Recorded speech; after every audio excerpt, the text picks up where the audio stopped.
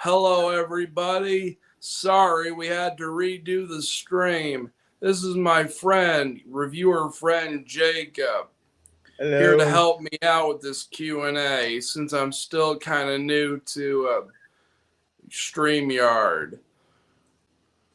All right, how you guys doing tonight? We haven't got our first question yet. All right. Well, if you're watching live, feel free to comment anytime. All right. Or I'll just Let's wait till we get our first. if we don't get any comments tonight, we'll just have like a hangout and chat type thing.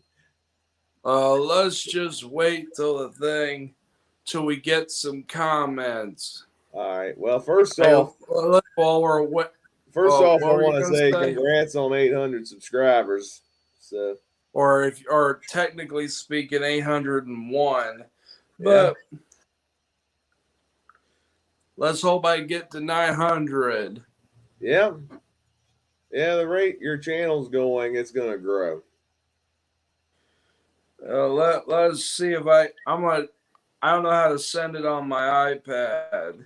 All right.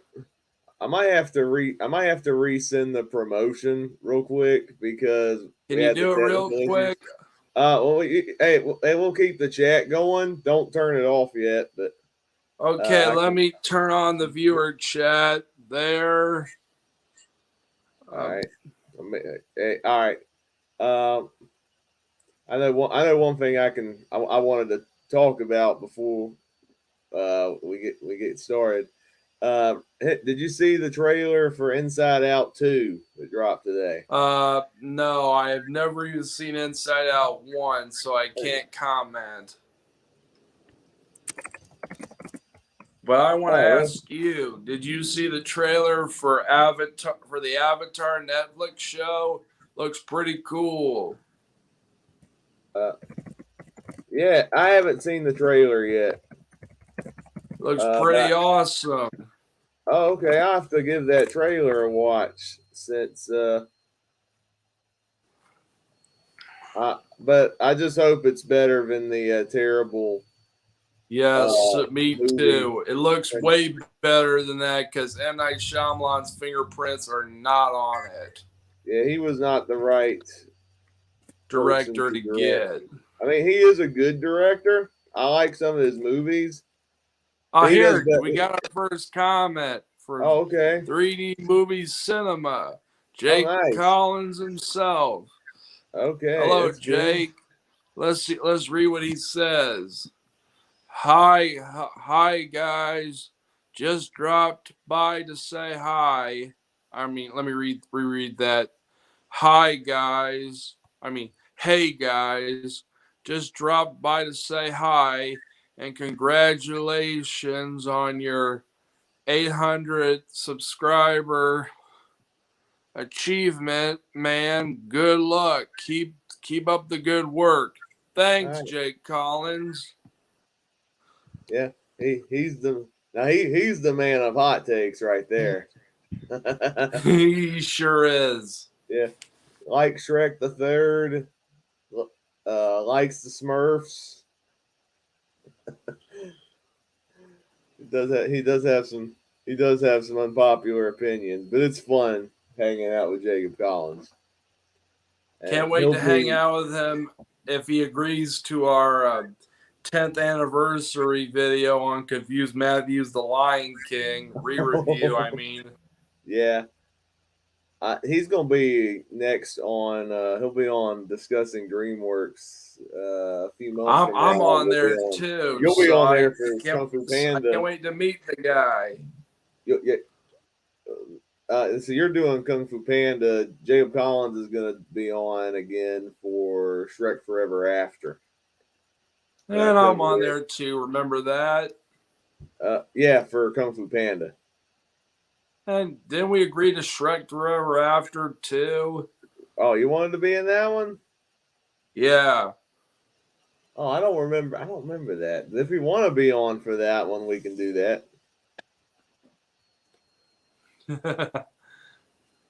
You like that one, right? Yeah, he's Okay. it's easily better than Shrek the Third, Yeah, Shrek the and Third's it's not good. I don't think it's the worst movie DreamWorks has made, but it is a step down in quality from the other Shrek films. I But wonder if we're gonna speaking get of, anyone else. uh, hopefully we'll get some. If not, like I said, we can just do like a hang out and chat thing. Uh, have you did you hear that Shrek 5 is going to be coming out?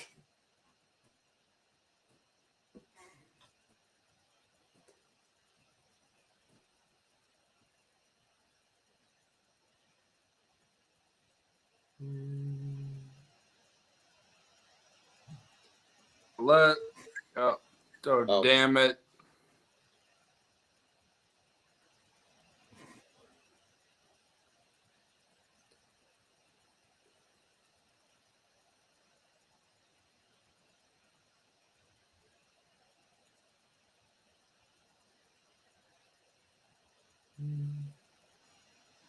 oh,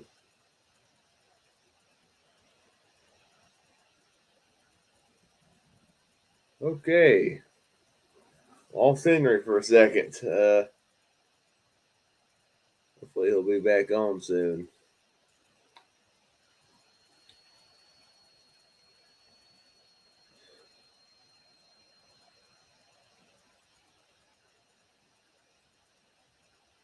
All right.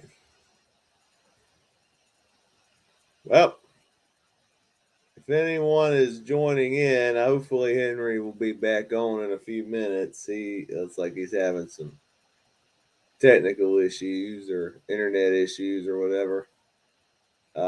But if you have any questions, because it's technically his Q&A, feel free to uh, ask questions in the comments below. So, oh, okay, okay. Oh, Hello. oh, oh, you're back. Sorry, Okay, I had trouble with the Wi-Fi. Wi-Fi. I had a feeling it was Hey, a I can't technical really issue. hear you that well. Can you turn up your volume? I have it on full volume. Oh, I can hear you now. Never mind. Okay. All right. So, I was just trying to encourage if people were coming in, but I got a question for you, Henry. What? Uh, we were talking about Shrek a minute ago. Did you hear that they're making the Shrek 5? Uh, I'm not so sure about that because I felt like Shrek 4 ended the series on a better note than Shrek the Third did, and I don't feel like a fifth one is needed. Yeah. Have you seen Puss in Boots: Last Wish? Yeah, I seen it. I thought it was pretty good, Yeah, I but thought so even too. with I'd rather have a Puss in Boots 3 than get Shrek 5. But I think because the quality of Puss in Boots was so good, I'm more open to seeing more Shrek movies. Even though I felt like 4 was a good ending, but I still think I'd be open to seeing more, especially if Puss in Boots is involved. I'm sort of split on it. I kind of agree with you. Uh, let's wait. Let's wait. Let's see if there's are there anybody else coming in? I don't see I them. don't see any in the. I don't see any, but that's. I know. So the actor strike finally It got finally resolved. So ended. that's a good thing. So That's a relief. that's a relief Hey, because we got another comment from Austin. Uh, Austin, who's a new subscriber of mine. Hi, oh, okay. Austin. How you doing, Austin? Austin says hi. Oh, there's another one from Jacob Collins. Uh, uh, It's there's above another all. Jake Collins. Are you excited for the Planet of the Apes? Are you Oh, excited I for would Kingdom of say Kingdom Game of of the Apes? I would I've say only seen the first okay. Planet of the Apes, and I plan to see some of the sequels before I see the new movie. I've seen the I've original seen the Planet of the Apes. original. I've seen the original. I've seen the Tim Burton one. That one sucked. But I've seen the new Planet of the Apes movies, and they are surprisingly excellent. I want to see some of the other sequels to the original, like Yeah, Escape to the Planet of the Apes, Conquest of the Planet of the Apes. And Austin just gave us another comment say, oh, let me put him up. How are you doing, guys? We're doing good, they're doing Austin. good, very good. But yeah, Let's but going yeah. back to what I was saying about Planet of the Apes. I plan to watch, and I'm going to end my marathon with Conquest of the Planet of the Apes. Um, I mean, I'm a little.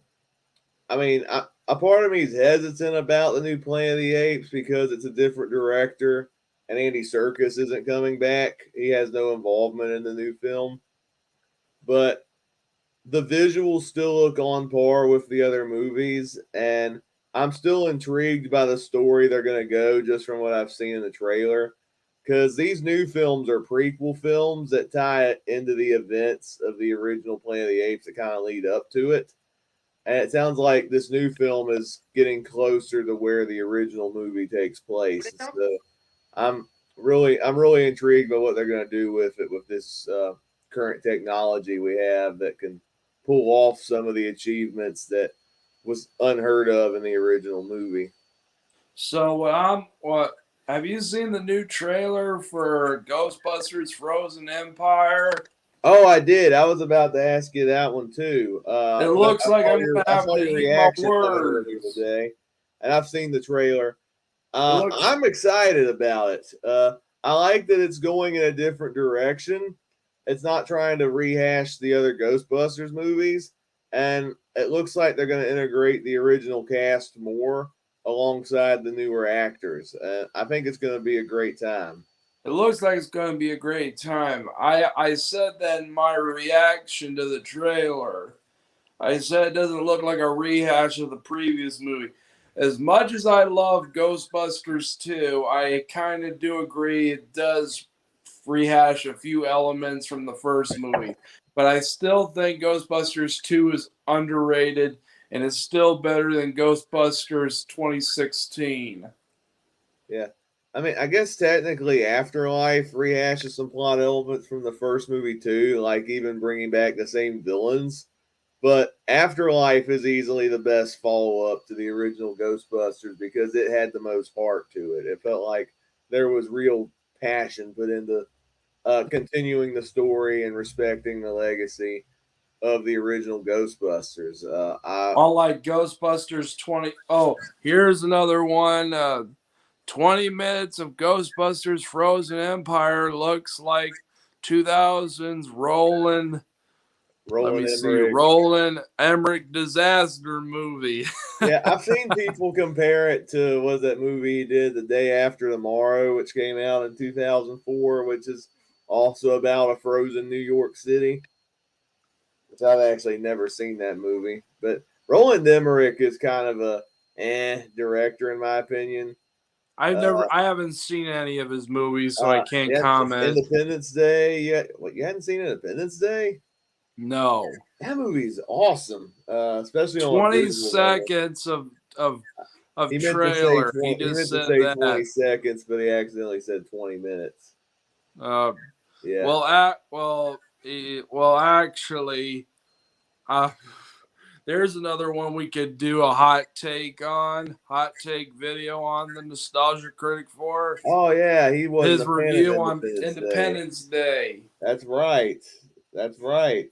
I remember he was not a fan of that movie. Even though That he's review was hilarious because I love the meme about Boomer the dog. What yeah, like about Boomer? what about Boomer? Boomer That's a will classic. live. I love that. Yeah, Boomer. Hey, we got another comment Yeah, from 3D Cinema. He only made one good Independence Day movie. Yeah, that would be the yeah, first one. yeah. Another Roland Emmerich movie I like, and it was the one time he didn't make a disaster movie. He did The Patriot, starring Mel Gibson, which is a historical I drama only set during know who. the Revolutionary War. That movie is awesome. I actually think it's his best movie. Actually, I like. Did you know that Roland Emmerich was one of the choices to continue the Transformers franchise oh after Dark of the no, Moon? no, that would He not would be have been good. worse than Bay ever I would was. honestly, I actually think he's a worse director than Michael Bay. At least Michael Bay, even with his bad movies, they're still entertaining schlock to him. The worst of Roland Emmerich is just white noise, in my opinion. Like if you've Now, seen I only know 2012, about Roland. I only know about Roland Emmerich's movies because of the 1998 Godzilla. I did not watch that movie, but I heard of its infancy. yeah, yeah, his Godzilla was pretty bad. Like they turned Godzilla and they made Godzilla look like the T Rex in Jurassic Park. Or no, I feel like Brandon made a better joke. He looks like an iguana with Bruce Campbell's chin. It That's what he looked. That's so accurate. would only be better if they had Bruce Campbell voice Godzilla and go groovy. Oh, Oh, he's Jacob, got a hot take. the hot takes never end. Yes, they go on and on, my friend. As 3D Cinema just gave me another hot take. There we go. Hot take. I like Ghostbusters 20s. I like the 2016 Ghostbusters after Ghostbusters Over movie more than Ghostbusters Afterlife. Boom, mic drop. it. Well, you're in. I You're in respect the that opinion, minority, though. 3D That's cinema, because I thought that movie was awful. To me, that movie is basically, you know how you Jacob hated She-Hulk for being man bashing. yeah. I did say Well, that. that's the kind of that's when you think of She-Hulk, I think of Ghostbusters 2016. Whenever I think of that, every I hate they bash man. It's a that's the move. Ghostbusters 2016 is the movie I think of when it comes to a man bashing movie as a sexist movie, because every man in the movie is either an idiot, a coward, evil, asshole, and or and the villain gets defeated by getting shot in the crotch with, and all the women are treated like treated with nothing but swan song praise. That's what I actually didn't hate Ghostbusters 2016. Now it's not as good as the original Ghostbusters.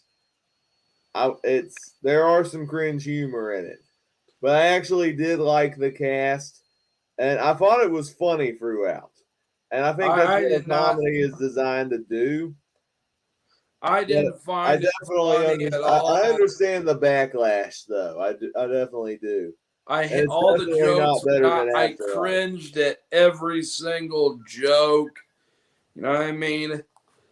I actually thought the scene stealer. It's like it doesn't know what it wants to be. It's like Oh, it does it want to be a drama? Does it want to be a comedy? It's like it doesn't know what it wants to be. Either you or. got to It admit fails though, at Chris both. Hemsworth as the secretary was hilarious. What my I the only actress I liked in the movie was Kate McKinnon. Yeah, she was the best of the Ghostbusters. She I'll was the agree. best character. And as much as I hate Ghostbusters 2016, I kind of wish she made a cameo in the new movie. I hope she kind of does do that. Yeah, we'll see. Hey, I laughed my ass off at we just got another comment from 3D Cinema. I laughed my ass off in some of the jokes, especially Chris Hemsworth's stuff Oh, Yeah, the you're the Chris only one who Hemsworth stuff did was because that hilarious. Chris Hemsworth is as dumb as a pole in that movie. Well, that was the point of his character. He was supposed to be dumb as a pole, and that was what made him funny. It wasn't funny. It didn't work for me. I mean, I feel like Phil Master Adams said best. If if Thor was 10 times was 10 times dumber than this guy, he still wouldn't be as dumb as this guy.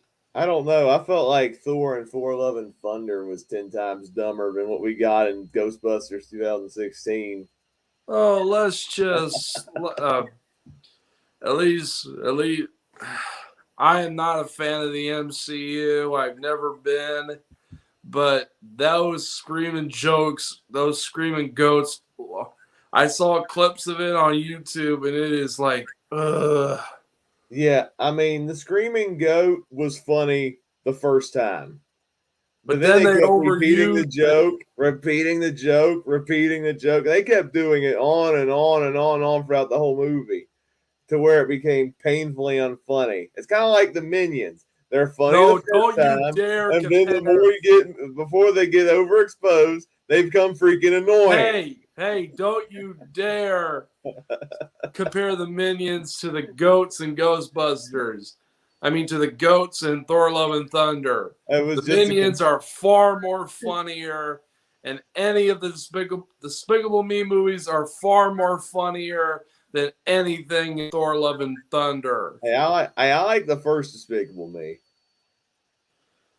Uh, All no, for right. me, the sequels, Despicable Me sequels, is the equivalent of turn off your brain kind of movies. Even you know what I mean? Yeah, I think that's one of Illumination's upcoming projects is a fourth Despicable Me movie. Yeah, Despicable Me 4. As someone who's a fan of Despicable Me, even like, no, you don't make number 4. We don't need a number 4. I I would say Illumination. Your next movie, The Green Light, is a sequel to Mario. Play the come on, they're gonna get better and better after Mario. Yeah, After yeah, that's what I'm saying. That I'm excited for the inevitable sequel. so am I. I can't wait to see how cute they make Yoshi. Yeah, yeah, for sure. Uh, rather oh, you're I, really trying to tick me I off. I Trees and agree bugs. with him. I agree with No, him. you are really trying to tick me off with this The one. Last I Jedi would is rather watch awesome. The Last Jedi than any of the Despicable Me movies. Nope, Last Jedi is worse. I'm The, sorry, the trees Last and Jedi bugs is the blues. Last Jedi rocks. No, it is. It sucks. It sucks harder than the Star Wars holiday special. Okay, it ain't that bad, but it sucks hard. It sucks. It sucks. It sucks. It freaking sucks. Oh, oh, which I one? hate that Which movie. one? Which one would you rather watch if you had to choose between one for the rest of your life? Last Jedi or Rise of Skywalker? I would choose neither. They're both But if bad, you but had for to choose, different if reasons. you had to choose one, like which one's the least annoying? Which one? Probably The Last Jedi. Okay. Last Jedi was a little bit annoying because of how many jokes it was throwing at the screen. Uh, That's what I hated the jokes in The Last Jedi. At least Last Jedi looks kind of good. I mean, visually, even it's though the script is arguably absolute ass garbage the Last and the Jedi is arguably the characters. best looking Star Wars movie visually. Yeah, but I feel like it fails as a sequel to Force Awakens, which was already just a forgettable rehash of A New Hope. It fails as a sequel to the original trilogy. It fails as its own movie. I think it's just a disaster. All right. Oh, he expands. Okay, the last one for me, but Last Jedi is awesome. Luke and Ren scene is awesome. Rose is so good, and Luke has a redemption arc that was great. And you're just trying to tick me off, I 3D cinema. And the had to. shirtless Kylo Ren was epic. LOL. Great care guy. Last Jedi Uh, fanboy. so I agree with a lot of that. The Luke versus Kylo Ren scene is great. I No, love, I do not agree with that. I like that. I like that it's like a big ultimate troll to Kylo Ren. I thought that was amazing. It blew my That was mind kind when I of saw that funny. I'll trailer. give him that, even though I hate Kylo Ren. And Uh, first of all, Luke's, Rose is Luke, terrible. Rose is a god awful character, and Luke did not need that redemption. I thought it was a powerful redemption arc I though. Like, he was destroyed. That was the scene that offended me of The Last Jedi. The scene that made me hate the movie. At first, it was just like, whatever, just get on with it. But then the scene where when they show the flashback where Luke tries to kill Kylo Ren, don't you dare defend that scene, because I hate that scene with a passion. Luke would never try to kill his best his his friend's son. He would his nephew, his apprentice, and the son of his best friend and sister in I think cold the blood. movie. I think they were trying to show that even the most powerful characters have flaws. I think No, maybe they I were feel trying to I go feel with. like this quote from Muller's Last Jedi review will said it better than me. Oh, here we got another comment from Austin. 2016 Ghostbusters sucks so bad. Yeah, I agree with you, Austin. So I would I'm probably in the middle on Ghostbusters You're in 2016. the middle of both of us. Yeah, I would Let's say see if I could find that I didn't quote. like. There were some good moments. There were some cringe moments. I'm kind of like in the middle on it. Here it is. Here's what I was looking for. He realizes was wrong. Kylo's potential future scared him and he faltered for a moment. He showed weakness, and you know what? That makes him an even better character. Indiana Jones would never beg for mercy or cry during a fist fight. Ellen Ripley would never leave people she loves to die in order to save herself. Harry Potter would never sell his friends and his children for money. Jack Sparrow would never sober up and work out the best political route to help the people in his area. And Luke Skywalker wouldn't attempt to murder his own apprentice, his nephew, his sister and best friend's son, while he slept. Luke valued his family more than anything. It's a part of what defines him as a character. This is what Star Wars was about, and to see him this way is heartbreaking. Vader was a mass-murdering monster who acted as the fist that destroyed the Jedi and the Republic. He couldn't be topped in terms of a source of pure evil. And yet, Luke saved him because he was his father. But he couldn't even be bothered to try and save this innocent little boy, who's not only a blood relative, but his own student. Many people blame The Force Awakens for all of That's this. pretty much I my would say in that moment, Don't you Luke dare Luke, defend Luke that scene. was he he had some triggers after what happened. I don't think he fully got over it, and I also don't want you to he was defend that. stupid. I love It your was content, trying to show that but you good trying people to can be defend that tempted. this scene is ticking me off. Well, I have no problem with the Last Jedi. Although Ren saving Finn was stupid. Like that scene Ray was really saving stupid. Finn was stupid. I'll That give at you least that. we I'll can give you agree that on one. that. I'll give you that one. I got a story to tell you. I played I did like this quiz game online one time called "Which Star Wars character are you?" Because I'm a big Star Wars fan, so I wanted to take that quiz. They gave me Rose as my character. I was like, of all the characters, they gave me Rose. I don't really see that. We just got a Hey comment Joshua, how from you doing? Joshua. Hi, Joshua. How you doing How you tonight? doing, Josh? Can't wait to see you in that Harry Thomas video that we're doing. He's gonna be on that. Yeah, I forgot to tell you, I invited Oh, him okay. on that All stream. right. Yeah. I told him that it wasn't Trolls World Tour fan. I had to tell him that. I'm doing good, Jacob and Henry. Nice to know that, Joshua. All right. I know, Joshua. I think you're gonna see the Marvels this weekend. I know you're really excited to see that one. And Given I'm all actually his bad reviews, I can't help but wonder what his opinion's gonna be. I think he is a fan of Brie Larson and the original Captain Marvel, so I have a feeling he's gonna enjoy it. So I'm actually gonna see it tomorrow. I'm not seeing it because I ain't a Marvel fan. Yeah.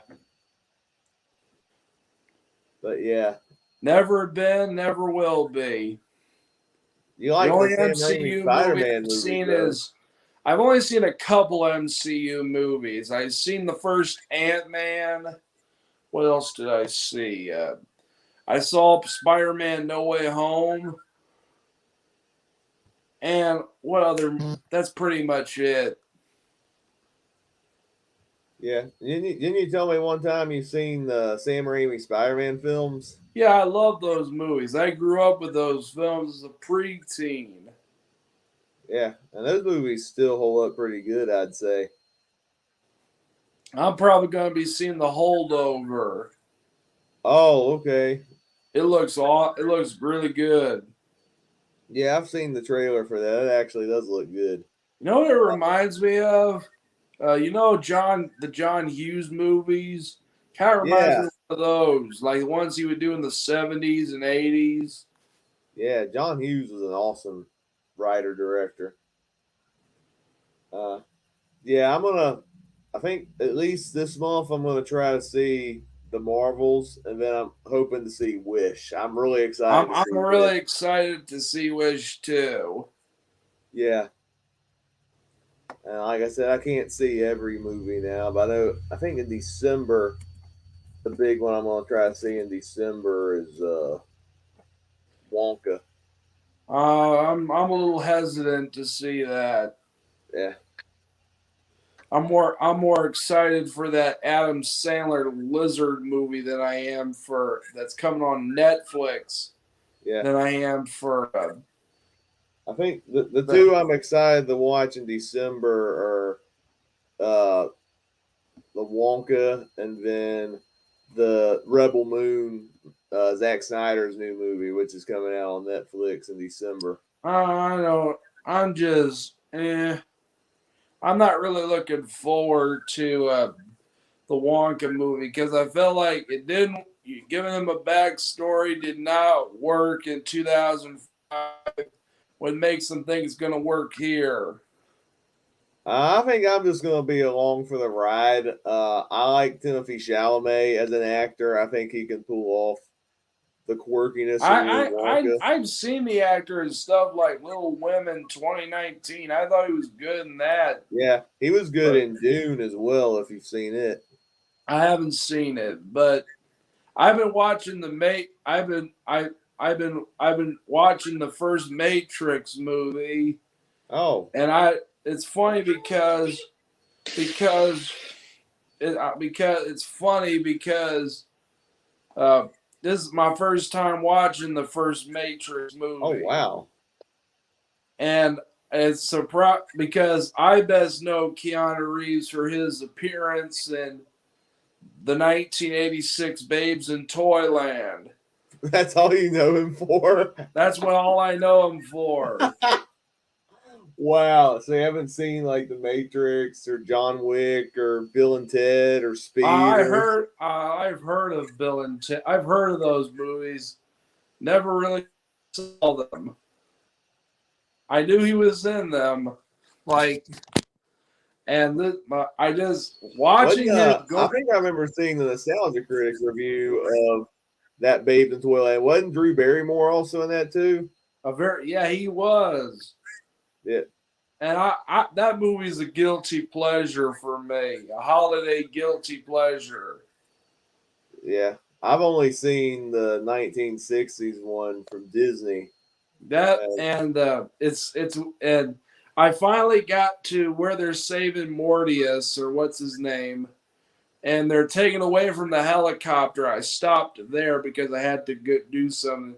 But before I oh saw that, I thought he was good in the Matrix. But then that shootout lobby scene happened. I was like, oh God. It was amazing. It was awesome. yeah, See, yeah, it was for me. It was weird seeing him play that cornball character from Babes in Toyland to being a bat. Seeing Keanu Reeves being that cornball character from Babes in Toyland to a badass like Neo in the Matrix.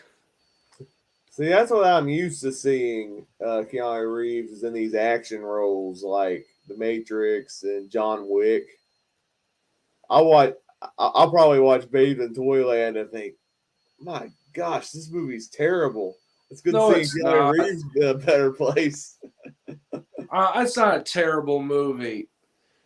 I can think of way worse. Hell, I've Yeah, reviewed way worse. yeah. It's still No, better than Meet the it's Beatles, not right? the worst movie to start out with, especially when compared to Paul Walker and Meet the Oh Deedles. man, that movie was Well, bad. but to be fair, that wasn't his first movie either. His first movie was Tammy and the Dinosaurs, Yeah, so I can't really say who had it worse. But I like the 1986 Babes in Toyland. It's a guilty pleasure for me. I watch it every Christmas. For me, that and the Grinch are or holiday guilty pleasures for me. you talking about the Jim Carrey Grinch? Yeah, Gotcha. I know they're not very good, but I love them Yeah, anyways. yeah. My Christmas guilty pleasure is Jingle All the Way with Arnold Schwarzenegger. And That movie's I can't wait hilarious. to see I can't wait to see the rest of the Matrix movie and what they do with Neo in the sequels. Yeah, I'm curious what you're gonna think of those Matrix movies. Then, I'm pro. Hey, I'm looking forward to seeing the sequels actually yeah, because I saw some scenes from the movie from Reloaded. actually, some of the best action scenes in that whole franchise are in Matrix Reloaded. There's this really I amazing and that's what freeway highway chase. that highway Awesome. chase. That's the one. That's the one because I saw that one on YouTube. Yeah, I'm probably gonna love Matrix Reloaded and Matrix Revolutions or Revelations. yeah. Matrix Resurrections, the newest film, I thought was dog crap. It was terrible.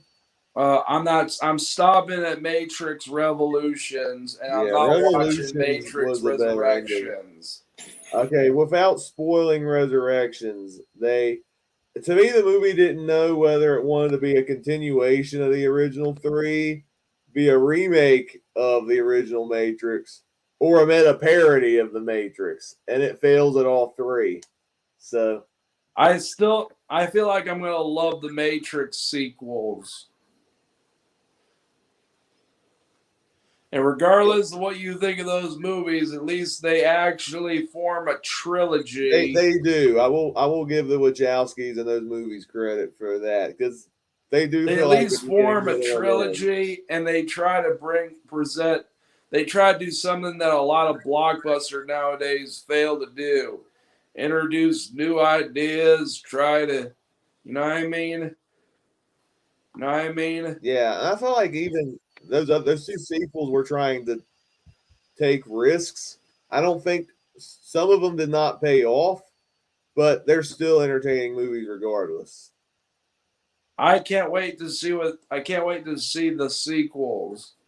After I finish the first one, I'm diving right into to Matrix Reloaded and Matrix Revelations. And I've Yeah, already I seen hope some. you enjoy those I know I'm movies. gonna love Agent Smith Agent Smith in the is my favorite sequels. character in those movies. In the sequels, I think I'm gonna. One of my favorite quotes is inevitability. Oh, do you know my favorite Agent Smith quote? What? It's in the third movie. There's a line where he goes, "Cookies need love like everything does."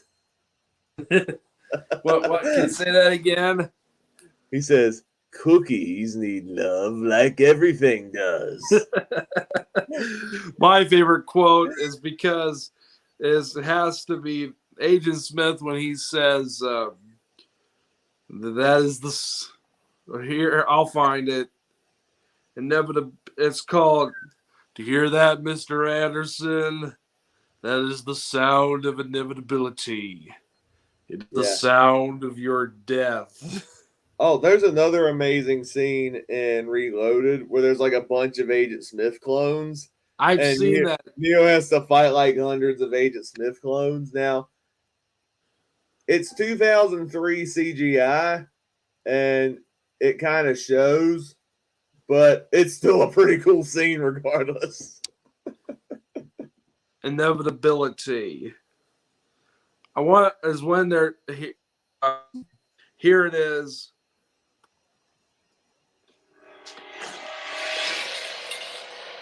You hear that, Mr. Anderson?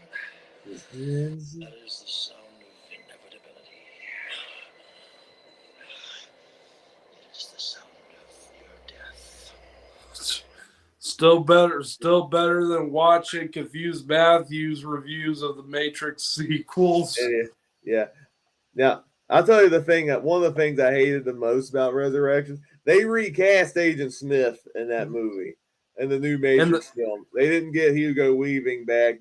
how do you not get Hugo Weaving back? they You didn't got even bother to get a whole dump truck of money. Hey, we got another comment from Jason. I mean Joshua. I do enjoy all the Matrix oh, movies, okay, that's neat. I didn't care for Resurrections, but I do like the original three. but I have a feel. I'm not gonna watch Resurrections. I'm gonna stop at because I'm not interested in Resurrections. Yeah. I would say pretty much the stuff you complained about in Force Awakens. I feel like Resurrections is Force Awakens, but 10 times worse. And I like Force Awakens. And that's the you know what I mean. That's and I don't. I'm not really a fan of Force Awakens. You know what I mean. Yeah, I know you're pretty outspoken on you I'm not not a liking fan those of it, prequels. but I don't hate it as much as Last Jedi or Rise of Skywalker. I just think it's eh. Mm. It's forgettable. This is a forgettable rehash of A New Hope and nothing more. Actually, another one where it's like Force Awakens but worse is Terminator Dark Fate. Where there's Yeah. like some good ideas in that movie, but they are badly executed and it kind of like goes off the rails the more it goes along. Oh. Uh, I would still. Another one I need to get. I decided to put. I'm doing a top 10 list of the top movies I like, but everyone else hates. Oh, okay. So you're gonna share your own hot takes. Yeah, because I already shared my hot takes with my top five, movies I like, I hate, but everyone else likes.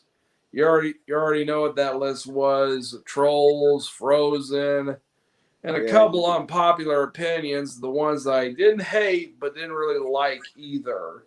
Mm-hmm. Movies like The Incredibles. What else? The Incredibles and Miss and It's a Wonderful Life are on that list. If you've What? seen that video, You're you not already big know on I didn't like. I'm not a huge. that's. I must have forgot about it, but you're not big on It's a Wonderful Life. Well, Wow. I just never. I just don't. I just found it dark, depressed. With the exception of the ending, I find it dark and find it depressing. You know what I mean? That is in my top 4 or 5 favorite movies of all I time. want to give it another chance because that's a movie I want to review and give another chance. Because I do like a lot of the actors, and I don't think I like the ending. Joshua just hit us up with another comment.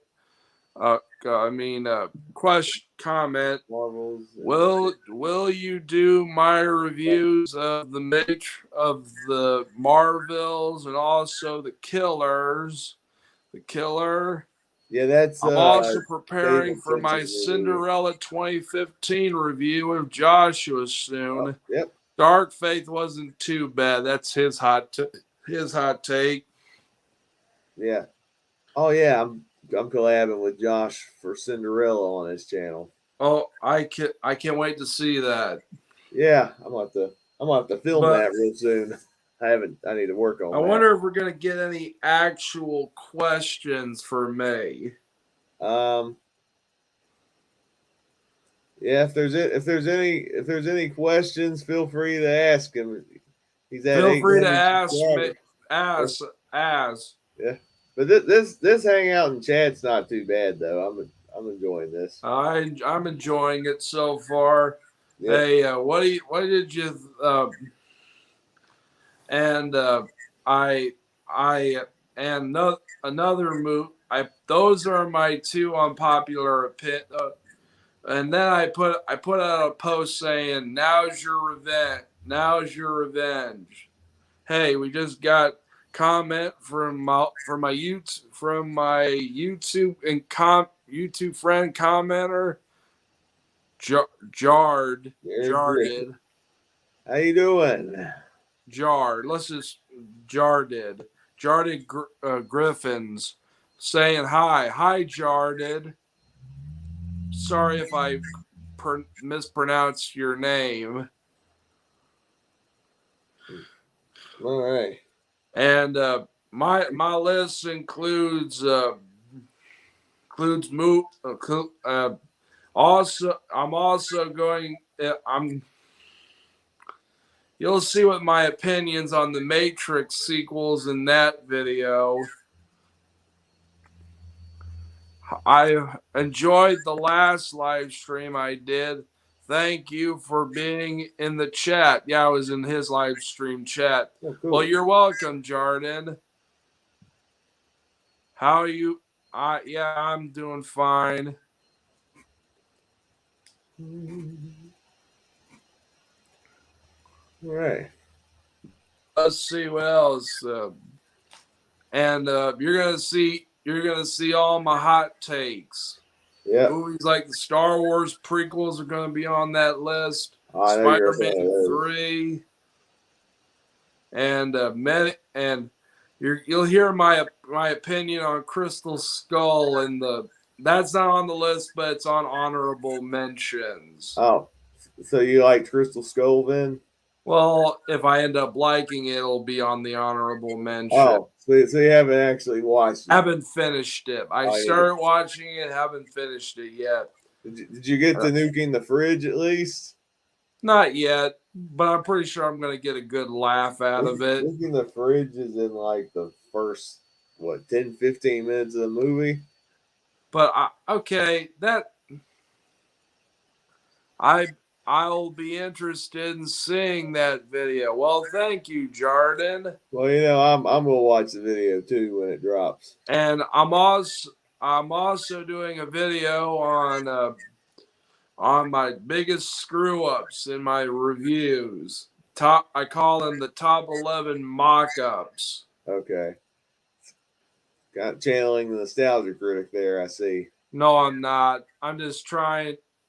Many other reviewers have corrected their mistakes.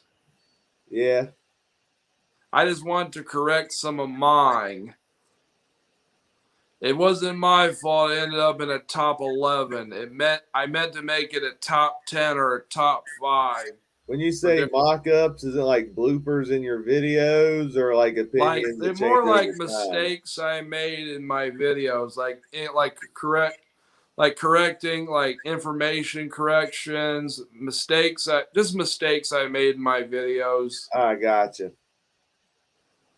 What is your favorite Who is your favorite stooge from the Three Stooges? Well, that's a hard one to answer for me.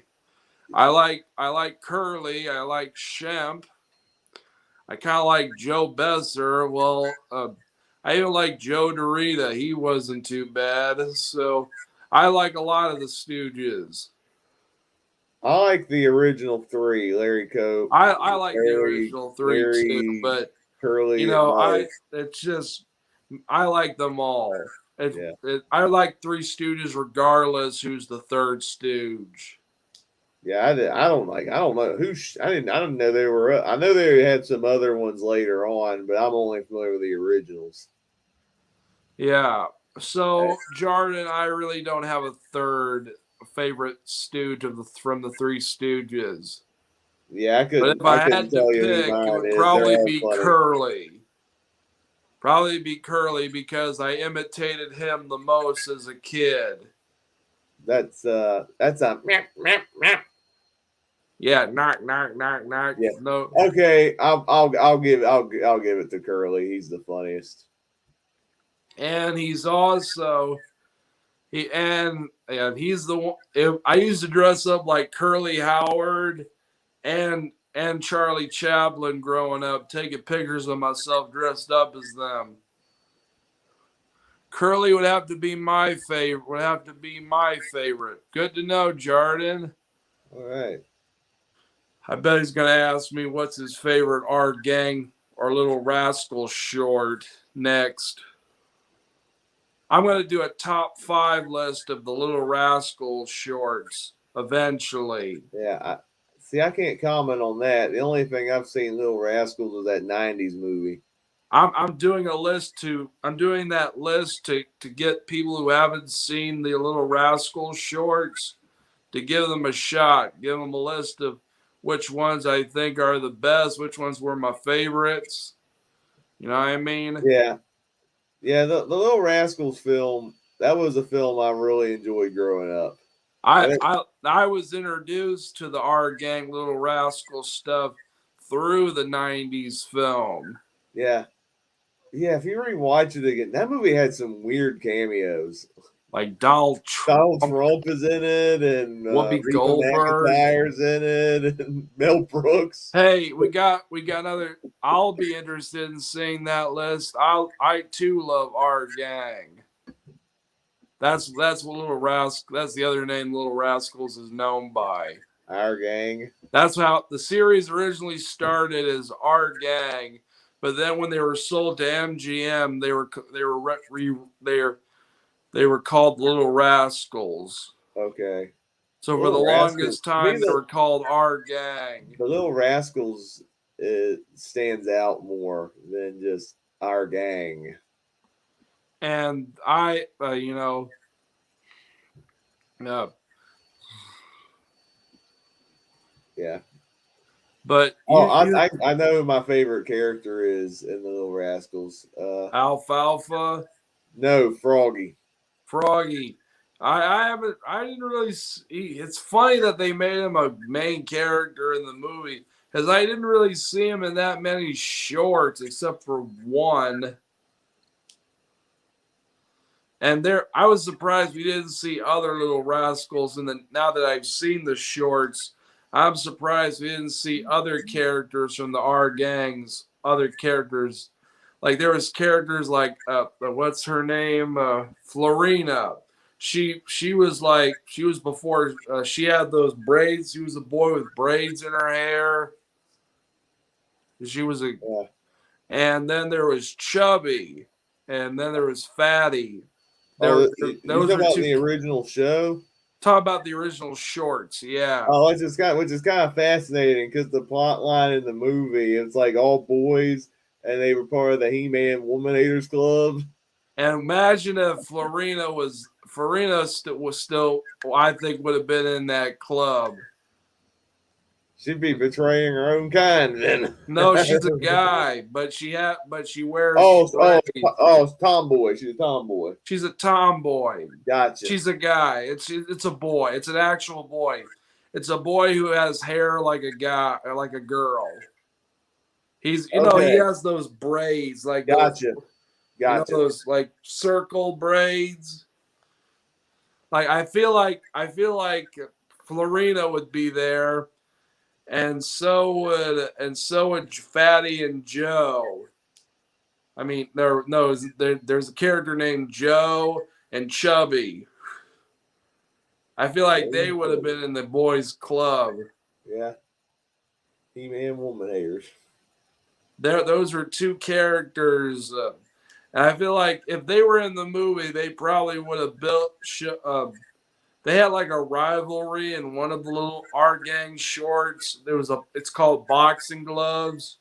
I feel like they would have played up that rivalry in the movie if they were in the movie. Yeah. Yeah, it's been a while since I've seen the movie, but it's kind of a nostalgic film for me. I I watched it a lot as a kid, me and my sister. and did you know that? Did you know that? What's her name?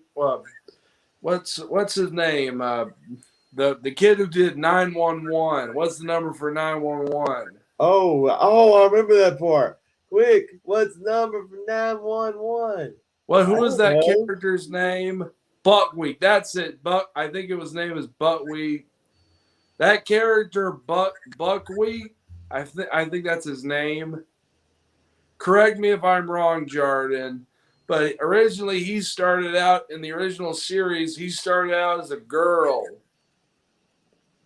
You know that Uh, that character in the original shorts. She was a girl. She was Siamese sister. You know what I mean? I don't. She had like a flower sack like dress. Hey, it's different times. Yeah, I'd say I wouldn't know. And one of and the character I haven't. The Little Rascals, the R Gang shorts go all the way back to the silent era. He said, "Yeah, it's Buckwheat. Used to be a girl. Even thought the actor was a boy." Okay, Good, thank you, Jordan, for correcting me. so you had a boy actor play a girl character. Yeah, which is kind of weird, It is a little weird, yeah.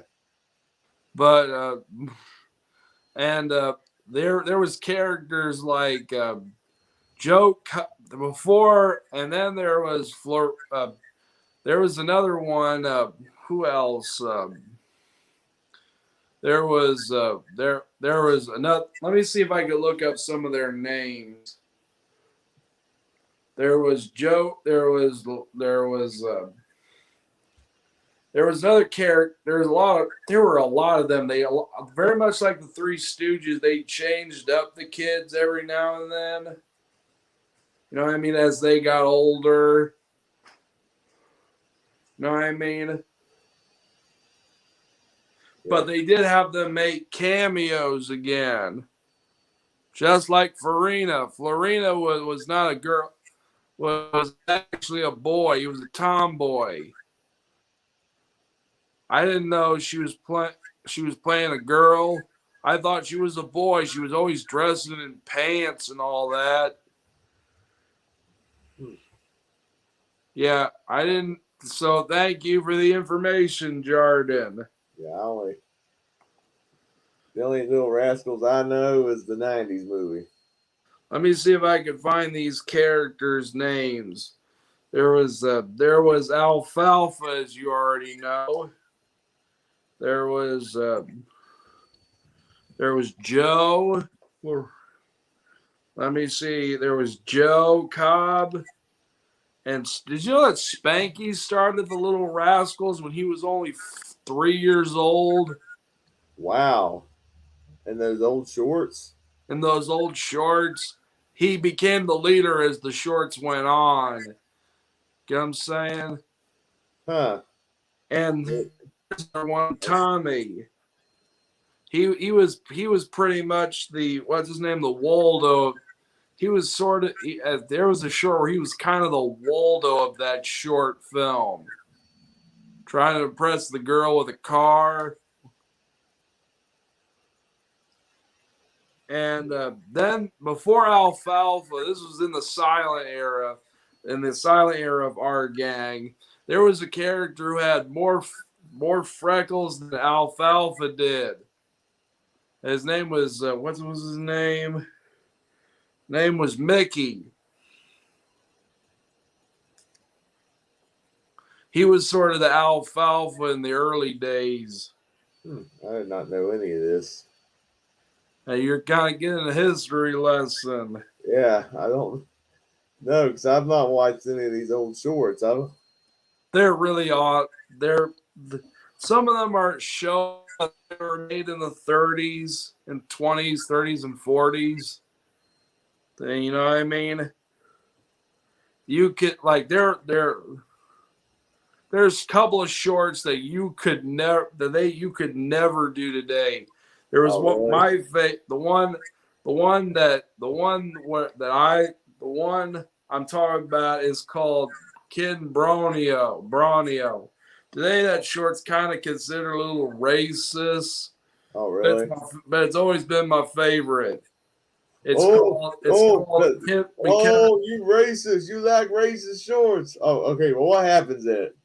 The kids confuse their uncle for confuse. There's a wild man who the rascals confuse for their uncle. Okay. And then all the wild man wants is candy. His catchphrase is "eat 'em up, eat 'em up," and the rascals think that they're gonna eat him up, that he's gonna eat them up. So they're running through the house. There's a whole scene where Spanky gets the wild man drunk. Oh. Gets him drunk off his ass. I bet that's funny. Okay, Jordan just gave me it. The wild man. The reason the wild man I think is considered racist, at least, is because there's a wild man in it. You know what I'm like saying? a blackface joke or something. You know what I mean?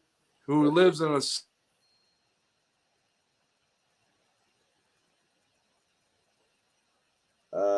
You still there? Hey, you froze on me. No.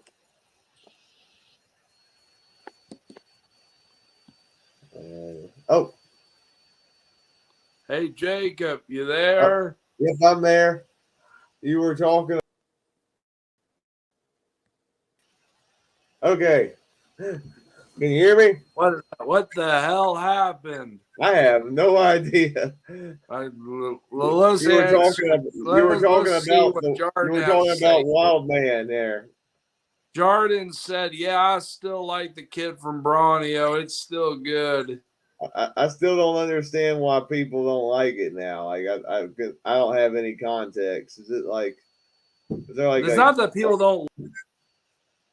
It hasn't really aged well. You know what I mean? It's more like something that happened in the time, and it's not really that like it's not as acceptable now. One of those type of things. Yeah, it's something you could never do today. Gotcha. It's something you know what I mean? You know, because some of those things are the most fun to watch though, just to see how like different attitudes and stuff has changed over time. that's what I like about some classic media. You know what I mean? Some of it's not really aged too well. Yeah. You know what I mean? Yeah. Yeah, we had that discussion the other night. Like the Fun and Fancy Free, like you have Edgar Bergen. Hey, don't you his dare little girl talk with crap creepy about puppets. Edgar Bergen. I'm like that. No, that is creepy though. Let's see. Yum Yum, Eat 'em Up influenced my talking toilets in Captain Underpants. Influenced that? Oh boy. Hey, Didn't Captain know that. Underpants is actually a funny movie. So what I'm trying to say is what I'm actually trying to say is if it weren't for Edgar Bergen, we wouldn't have people like Jim Henson or what's his name. He was a huge influence to a lot of people, so don't you dare crap on that guy. Well, And, I guess Edgar Bergen walked so better people could run. hey, I like Edgar Bergen. He is not a bad ventriloquist. Well, yeah, he just didn't work in that one movie. He works in other movies. It's just that he was just doing there. I feel like I like some of the jokes that I felt like most of those scenes were pretty charming, even though they have not aged gracefully. Because I kind of do agree with you, they do kind of look kind of off-putting whenever Edgar's not with them. But to be fair, they're dummies. They're ventriloquist dummies. They're like puppets. They're like the Muppets. The Muppets are. We don't. I The don't see anyone calling the Muppets Muppets don't look as uncanny. off-putting as Edgar's puppets.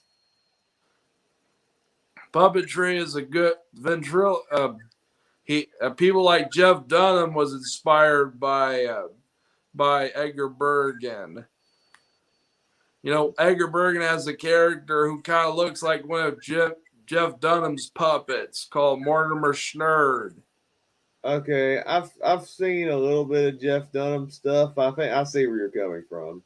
Yeah, so it wasn't for him, we wouldn't have Jeff Dunham or Jim Henson. Now, I mean, we had a lot of great. I mean, and we wouldn't have his Edgar Bergen's daughter. What's her name? She became just she. That's what Edgar's probably best known for now, is being the son, as being the daughter of being the son, being the father of her daughter, Candace Bergen. Hmm. Know what I mean? Yeah, I got you. But Candace, it's funny because Candace Bergen actually appeared in some of when she was 16 years. I think like when she was adult or maybe was a teenager, she appeared in some of Edgar's stand up. You know what I mean? Yeah, I'm not familiar with her as much. So, and we wouldn't have, and I would, it's sad that Edgar never got his own TV show because I would have watched the hell out of that. He guest starred on a lot of other shows. You know what I mean? He did a lot of movies with other actors. You know what I mean? So, and I mean, I could also see the compare. I could also see where Edgar's kind of inspired Joe from MST3K. I can see a little bit of Edgar's influence on MST3K. Hmm. Know what I mean? You know what I'm Yeah, saying? I guess that's one of my big hot takes. I'm not a fan of Edgar Bergen in that one Disney movie. That's your hot take. I do have a couple other hot takes. Don't give me Um, them. I don't like the Princess Bride. No, no, I'm not taking. No offense taken. Okay, I never seen The Princess Bride. I've shared that opinion on social media, and I don't have the best reactions to it because that's a very Well, you're not well going to get an movie. angry reaction from me Yeah, because I've never seen the movie. and that's the thing. I feel like a lot of people love the film because they grew up with it. I never did. I've only seen the film twice, and I never fully got the hype for it. There's some entertaining stuff in it, but most of the humor I thought was cringe, and I hated the main character. So, No, I cannot really say anything on that. Know what I mean? yeah. Like it's I'm trying funny because you ever heard of Trolls 2? Trolls World Troll Tour. 2? Yeah, I've seen. Oh, Troll 2, the really bad movie. The really so bad it's good movie. Yeah, I've heard of that one. Yeah. That film kind of has a similar opening to Princess Bride, Oh, with with the like grandpa telling grandpa. telling telling the kid a story about the trolls.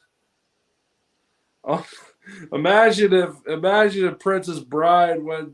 Imagine if if the trolls from Troll 2 were in Princess Bride. Oh, that would turn into a so bad it's good movie. That would be hilarious if But they attacked the main character. And yeah, that's one of my big hot takes. Another one. Uh, as far as remakes go, I like 2015 Cinderella over the animated one. that's not really much of a hot take because I had never saw the original Cinderella except for in bits and pieces. So that's All not right. really much of a hot take to me. Well, another one. I guess I don't hate any of the Star Wars movies, so that's a hot take. Oh, that's sort of a hot take. My Uh, hot take is that I don't hate any of the Rocky movies. So with you there. yeah, I can see that. See, I still haven't seen Creed 3, but Rocky 5 is terrible. I do It think had that. its moments. I think it had its moments, even though it wasn't as good as the previous ones. Yeah. I actually like another one of my hot takes. I like Star Trek Into Darkness over Star Trek The Wrath of Khan.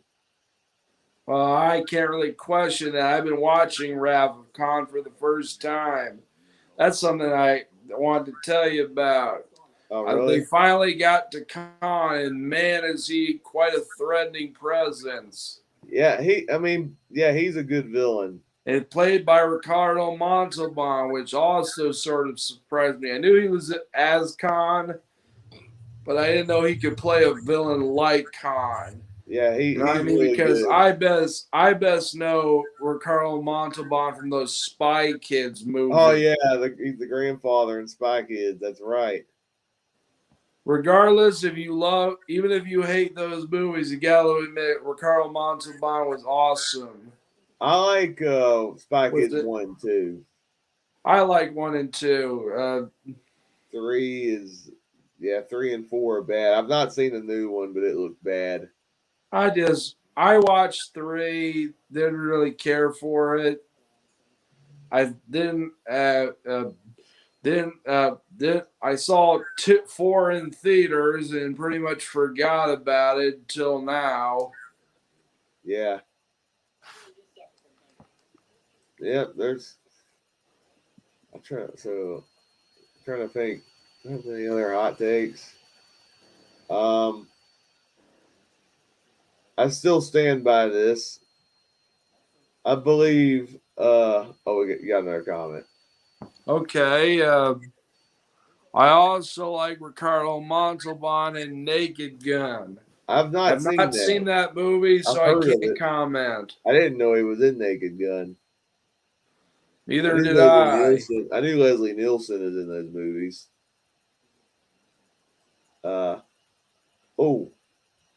Another one of my hot takes.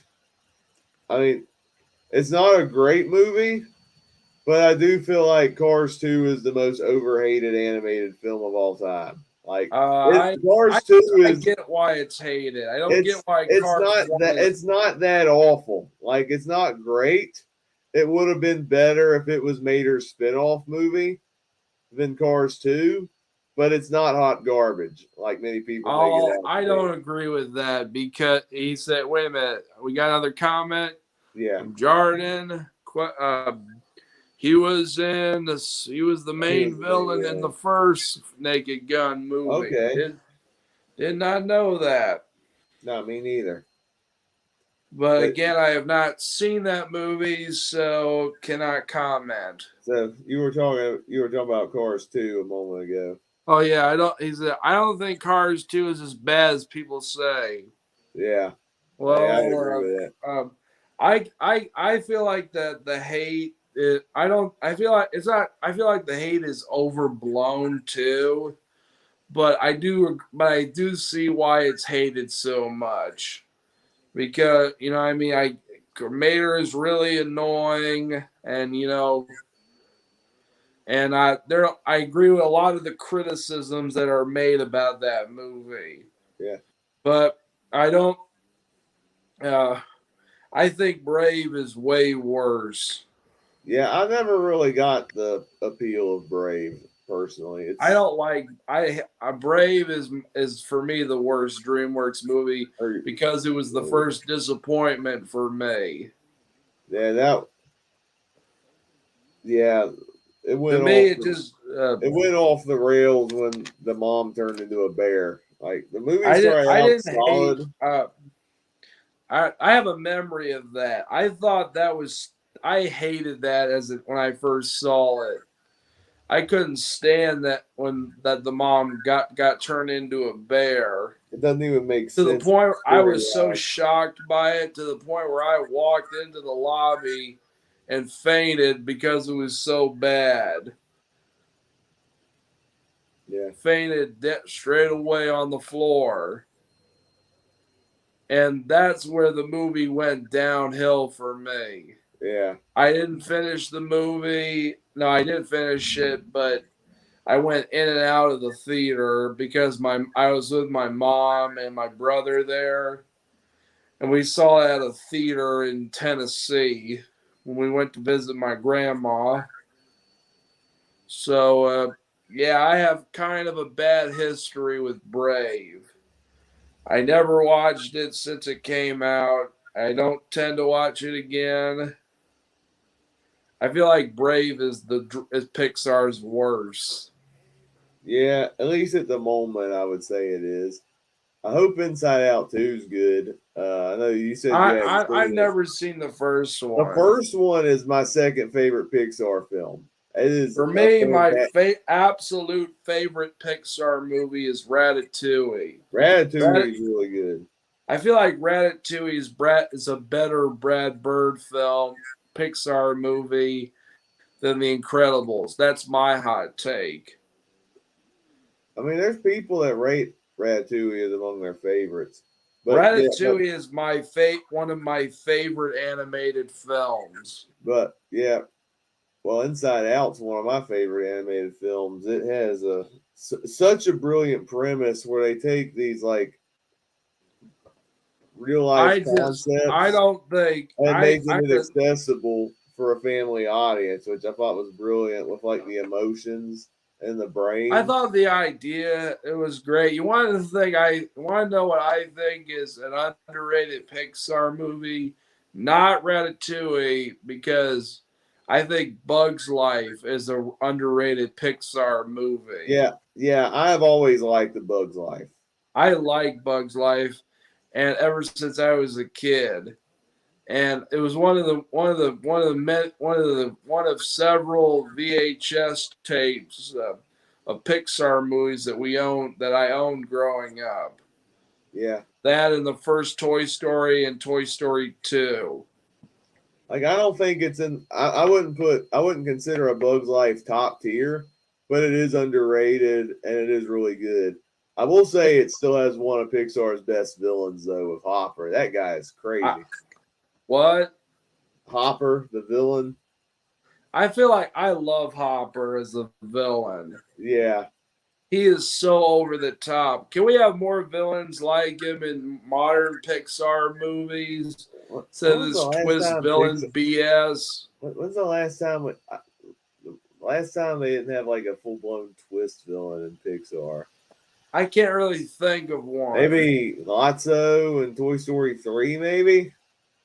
I mean, that was when it was okay, but by the time they got to it, by the late 2010s, that's when it started becoming obnoxious. Yeah, like as much as I loved Like Incredibles, Incredibles 2, 2. the reveal of the screenslaver was so predictable. Like I could see that coming from a mile away who that was. And it was not really a surprise when they made it happen. Or what about what's his name? Who's the other twist villain that yeah, twist villains are getting old. Yeah, I agree with you. oh, I've oh, always they did a twist. really weird twist villain reveal in the Lightyear movie where you find out who Emperor Zurg is, and it kind of went off the rails. I don't know if you know about that. I would still that has got to be the worst twist of in Oh, in a Lightyear, worst twist villain.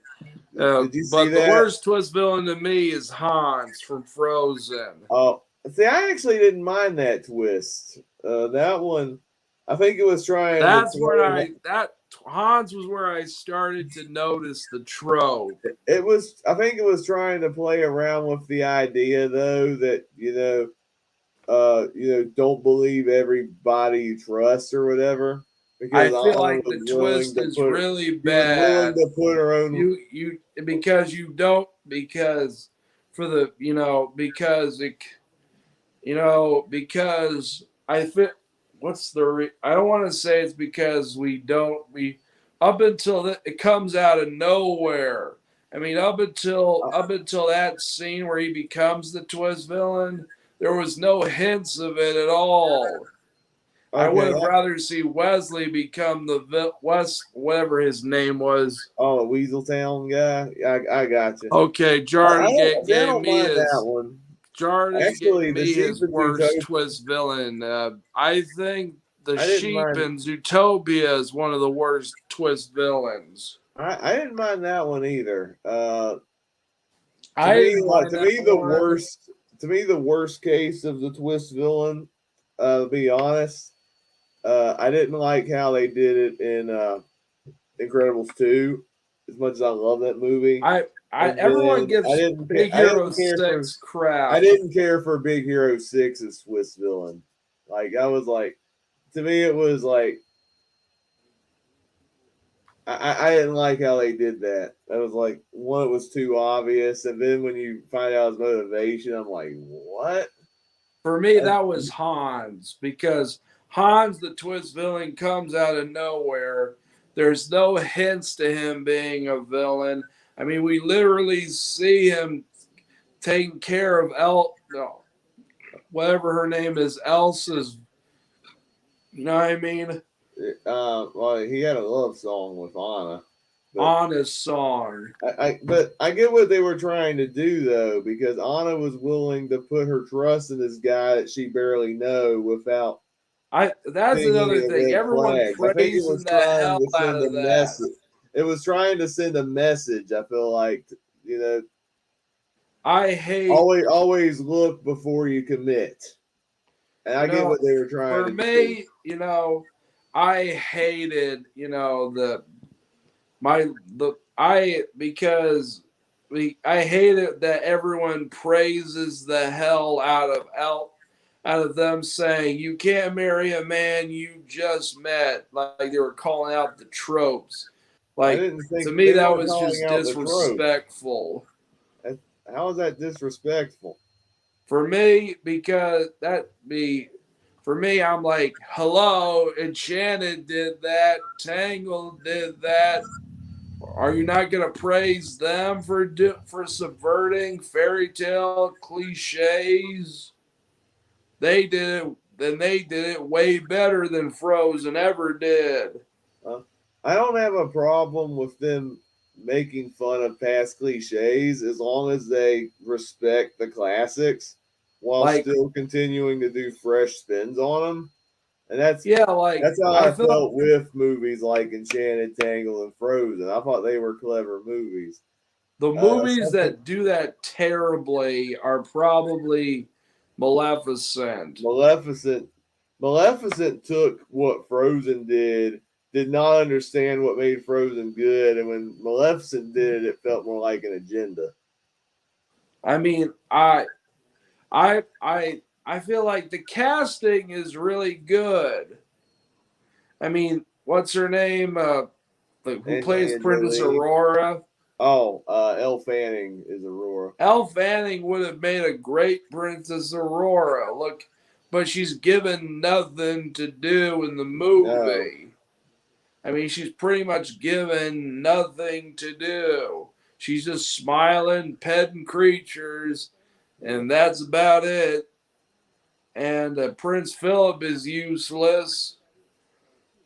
Not to mention, I didn't mind the.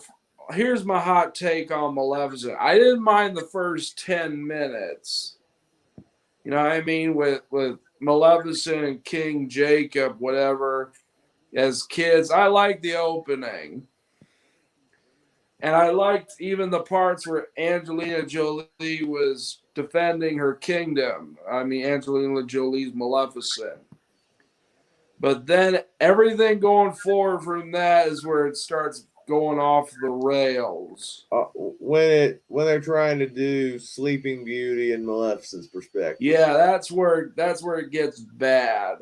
Yeah, it's still my least favorite of the live action remakes. Like, I mean, it's a rough watch. It really that and it was so boring. You know what I mean? And Angelina Jolie deserved better. Like, that's a great actress to carry on a character like Maleficent, but they She botch was her the best character so casting in bad. the whole movie. But they botch her character so bad. Like, If I she don't. was, if that's she what I was, say about Elle Fanning and Angelina Jolie. If the script was way better, they would have. Elle Fanning would have made a great Aurora. If the yeah, script same was thing with way Angelina better, you Jolie. know, Angelina Jolie would have made a great Maleficent. I No, mean, it's what like I the hated gods. about that movie, Maleficent, if you look up her name, she's like the textbook definition of evil. Yeah, I hated that that's they where it turned her becomes into a this bad idea. sympathetic anti-hero where like I she feel like was you like could have made her both the villain and the hero at the same time. You know what I mean? no, I don't. I felt I like you wanted this. could have done both. You know what I mean? I thought it You could was have so made her like an evil. You could I have done. thought it was so disrespectful that they made the king the villain in the movie. They made him this Yeah, I psychotic feel like the loon, king should and not they have turned been the the villain. fairies into these idiotic nitwits who don't know how to take care of a child, and that I Maleficent hated is the one that. who technically raises her, and they make Prince Philip useless. I hated the sisters. The sisters to me were the hope. The. I mean the not the sisters. The The fairies, fairies. The fairies are to me are basically the Sanderson sisters from Hocus Pocus. Only done only if you sucked out everything that made them funny and just made them 10 times, just made them obnoxious and annoying and made them 10 times worse. yeah. The fairies were so annoying and maleficent. Oh Yeah, yeah, they could were, not Jargon. agree more. I did, you know what I mean. So I could Yeah. not stand. I could not stand the fairies, and I hate they. And the worst, the for me is I hated the fact that they made the king the villain, just like you did, because I Yeah. feel like you could have made him sympathetic. You know what I mean? Yeah, I I feel like thought it was. Bobbio had a pretty good idea about making making the king sympathetic. He had a really good idea. Well, I want you to hear. Maleficent. He even came up with a scene with. Let me see if I could find it. That review is his best one. Where is it? Well, let me see if I could find it. Here. maybe she's not quite as evil as we thought. You don't take a character that's been established as nothing but good and then reverse him into something that's undeniably evil. Remember the last king who only wanted to kill Maleficent just because? How easy would it be to have one of these little goblin things wander into his kingdom and cause some havoc, and have the king think that he needs to drive the forest creatures away to protect his people? That would be fine. Why would Stefan, who would never, ever want to hurt Maleficent, suddenly do something so horrible as cut her wings off? Because he still loves her and he wants to lead everyone off her trail. A movie like this is just begging for scenarios where good people do bad things for good reasons. As such, enjoy this little scene that I was praying we were going to get in the movie, but sadly we just never got. You betrayed me. I did. You mutilated me. Yes. You took my wings. Yes! I took your wings because they'd come for your head if I didn't. I did what I had to do, because I couldn't bear to live in a world where you weren't in it.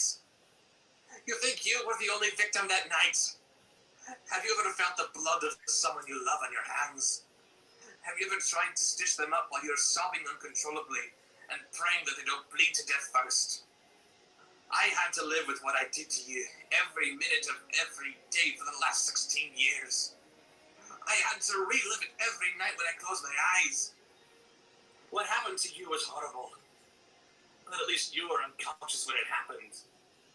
You had it easy. But no. I feel like that scene should have been in the movie. I don't know. Just the whole idea of them doing that was like one of the most wrongest, uncomfortable things that Disney's ever put in a movie. Because I think they were trying to make a rape analogy with that. And I just think they went a little too far with it to make Maleficent more sympathetic. And it did not help the movie at all. I feel like if you were going to go in that direction, I feel like that scene should have happened.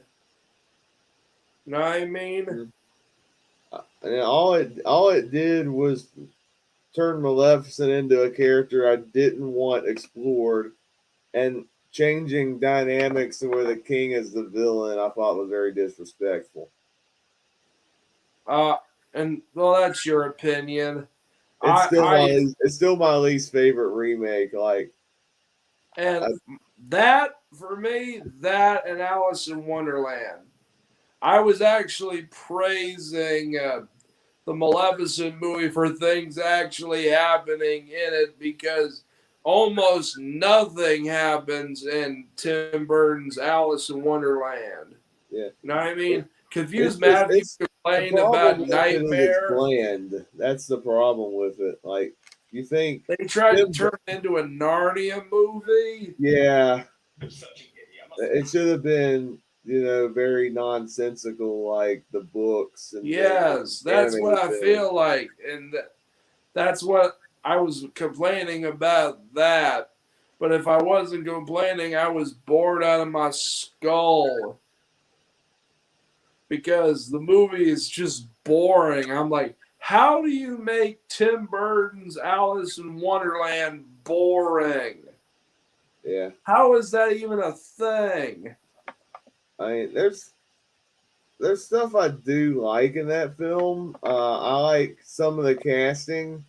Some of the casting's pretty good, even though I can't stand Johnny Depp in that movie. No, I don't care for Johnny Depp in that movie, but I do like Helena Bonham Carter as the I was looking at some of her scenes, and I'm like, Glover she could have worked. And Crispin Glover, I thought, was really good in the film. I thought she was really good as the Queen of Hearts. Yeah. But and I like Crispin Glover as her servant. Yeah. It's great seeing George McFly in a Disney movie. I mean, I could not, I was, and because I thought the effects looked so green screen to me. You know how confused Matthew complained that Nightmare Before Christmas had no story? barely a story going on. I Alice in feel like that Wonderland. description should go to Tim Burton's Alice in Wonderland because it hardly had a story going on. Know what I mean? They were trying to copy and paste all the fantasy cliches, which do not belong in Alice in Wonderland, like the chosen one and fulfilling the prophecy.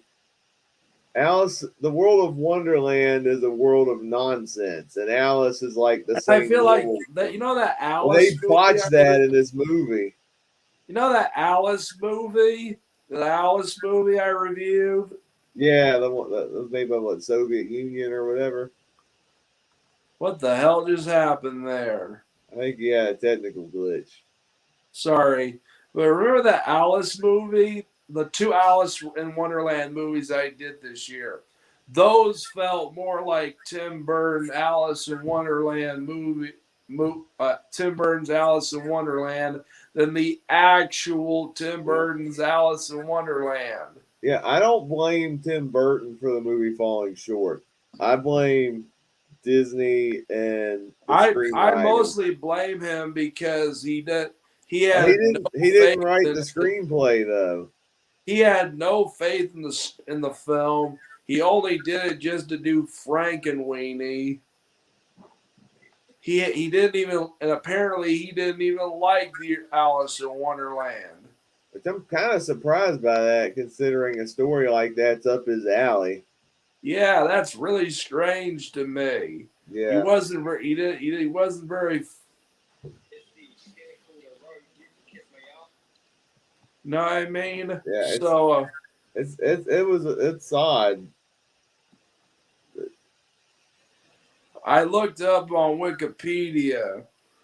How is it that 1949 Alice in Wonderland and Alice 1988 feel more like a Tim Burton Alice in Wonderland movie than the actual Tim Burton Alice in Wonderland movie? Yeah, that's wild. How like how do you make Jan Schwa? Okay, I guess that's why he didn't return to direct Alice Through the Looking Glass. Oh man, Alice Through the Looking Glass is worse. I didn't even bother to watch Yeah, that. The only way you could get me to watch it was if I was on a plane, like I saw Maleficent 2. yeah. The problem with Looking Glass is it tries to answer questions that nobody thought wanted to see explored. Like, why is that Mad Hatter mad? Because he has daddy issues. And That felt why does the felt Queen like of a Hearts direct have the video giant head? sequel. What why does the Red Queen have that giant inflated head? Oh, because of a childhood accident that traumatized her. I'm like, this is stupid. And then they put time travel into the story, and it's not good. Uh, get remember, it's like Disney had a winning streak with the remakes when it came to Cinderella, Jungle Book, and you know what I mean, Yeah. and Pete's Dragon. But then everything just went downhill after 2016. Yeah. Did you see the news? Did you see the screenshot for Snow White? And did you see how awful the Seven Dwarfs look?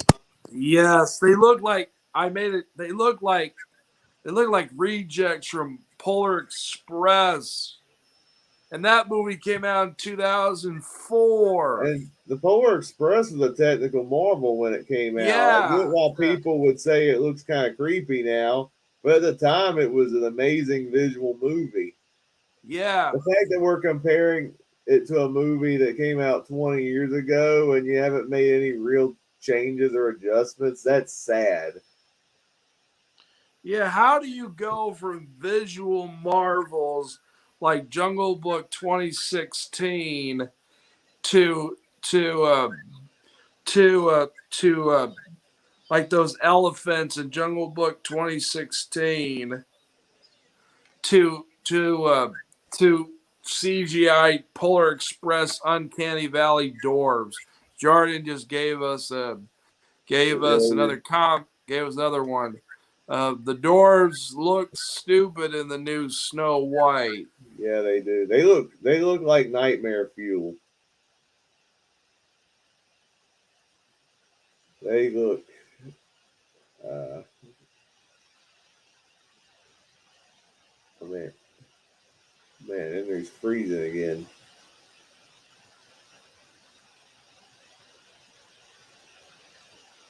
All right, I guess I'll still talk about the dwarves. They look bad. Um, yeah, it's also kind of off putting too because it's Walt Disney's. That was Walt Disney's first movie, Snow White and the Seven Dwarfs, That's why I and hate it the feels fact like they're making it. it feels disrespectful to remake the movie that built the Walt Disney Studio and make like a really bad subpar version of it. That's And what then I the hate about. comments, Rachel Ziegler, the actress who plays Snow White, even though I have no problem against her as an actress, don't get me wrong. I thought she was fantastic in Steven Spielberg's West Side Story. But the comments she's made against the animated movie have like killed my interest in seeing this new film because I I I feel like that's the reason why I'm defending. That's the reason why I'm going to see the Daily Wire version because that film feels like a response to Disney's I, remake. I feel like they're just doing it to troll Disney, honestly. That's the only reason why I'm checking it out. It may be good, it may be bad, but I don't I care think if it's bad. I think it's gonna suck, but it's still gonna be better than the Disney one, but not by much. I feel like it's good. This is one is unlike the Disney remake. I actually want the Daily Wire to succeed with their version. Yeah, You know what I mean? I don't Because know. I just want Disney to make better live action movies. That's all I'm asking for. I just want them to go back to just making original live action movies. You know what I mean? I would love to see them like heavily experiment. I don't think they'll go back to what they were in like the late '70s, early '80s, where they were making all them weird dark movies. But some of them weird dark movies they did were so underrated. I hope they go back. I you know Maybe what I maybe would rather maybe to where they were in the '90s when they were making movies like the Mighty Ducks and Cool Runnings and the I want them to go Rocketeer. back to those days. Yeah, because Or at those were least some good make movies. hey, I would rather I don't think they're ever going to go back to their 70s or 60s Yeah, or no, 50s I don't want days any of more. live I don't want action. any cringe comedies like Gus. Yeah, So I cannot stand I like those movies. Like the one have you seen Gus? no, I haven't seen it, but it looks It is one of hilariously the stupid. stupidest comedies I've ever seen in my life. It's like a mule playing football, and that was like Disney being really desperate during that era. Yeah, you know what? Not even Don Knotts can save that movie. I like films like Cat from Outer Space and it's,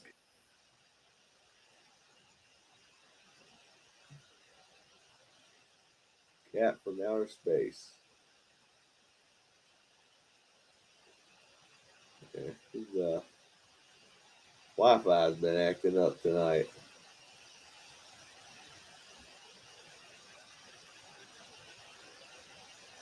I will say the '70s era was. Okay, you're back. there was another glitch. We're back. Okay, So one you were of talking about the last thing I I heard like was Cat from I Outer like a lot of Space. their live action films from the 70s. You know what I Eh, mean? There are some good ones I like in that era. Like I like I like Pete's Cat. Dragon is a great movie. Bed Knobs and Broomsticks. I like Escape I to Witch like Mountain. I really like. the original Pete's Dragon. You know what else I liked? You know what What I'm else? saying? I also liked the Cat from Outer Space. Hmm. Did you ever hear of that one? I've heard of it, but I've never watched it. It has Sandy Duncan, Hans Connery. Oh, Hans It Connery's awesome. has the guy from Herbie Rides Again. Oh, the main guy. The main guy, yeah. You talking about like the main protagonist? Yeah. His Okay, Ken Berry, I think's his name. he said Jake just gave me another one. I like the original Pete's Dragon Oh, too. oh, I have a hot take. I like the original Pete's Dragon over the remake. Most I people, I like them think, prefer the both. remake. The That's not too original much is of a much hot better, in take my for opinion. me What? because I like them both. You like both? You know what I mean? You said you like both? I like them both. I'm not as big on the remake. The remake is a little too self serious for its own good. And I feel like you're not the only one who I've come across who's not a huge fan of it. Like my YouTube friend Morgan Legger, he doesn't really like the movie as much. Yeah, I like. I also prefer the original. See, you're not the only I one who prefer the thinks goofy. that. I prefer the goofiness of the original.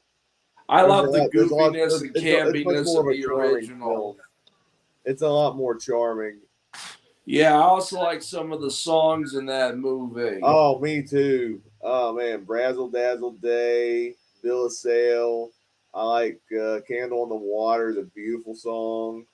Uh, My favorite is this one. Where is it? Pete's Drag. Let me get that song up. a Um, dragon, a well, dragon. I saw a dragon. That uh, one.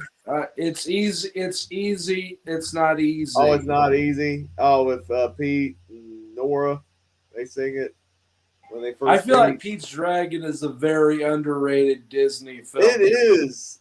It's like the movie. I think the last I saw it has like a 50% on Rotten Tomatoes. I know Leonard Maltin didn't like it. I've been wanting to review that film for I, so long. it is such a good movie. I love the original Pete's Dragon. I've been wanting to do a review of the original Pete's Do you know? Dragon. Do you know Don Bluth worked on that movie? He was the Yeah, I've head been wanting to character do a animator. review. He was I've the been main wanting to do animator on that movie.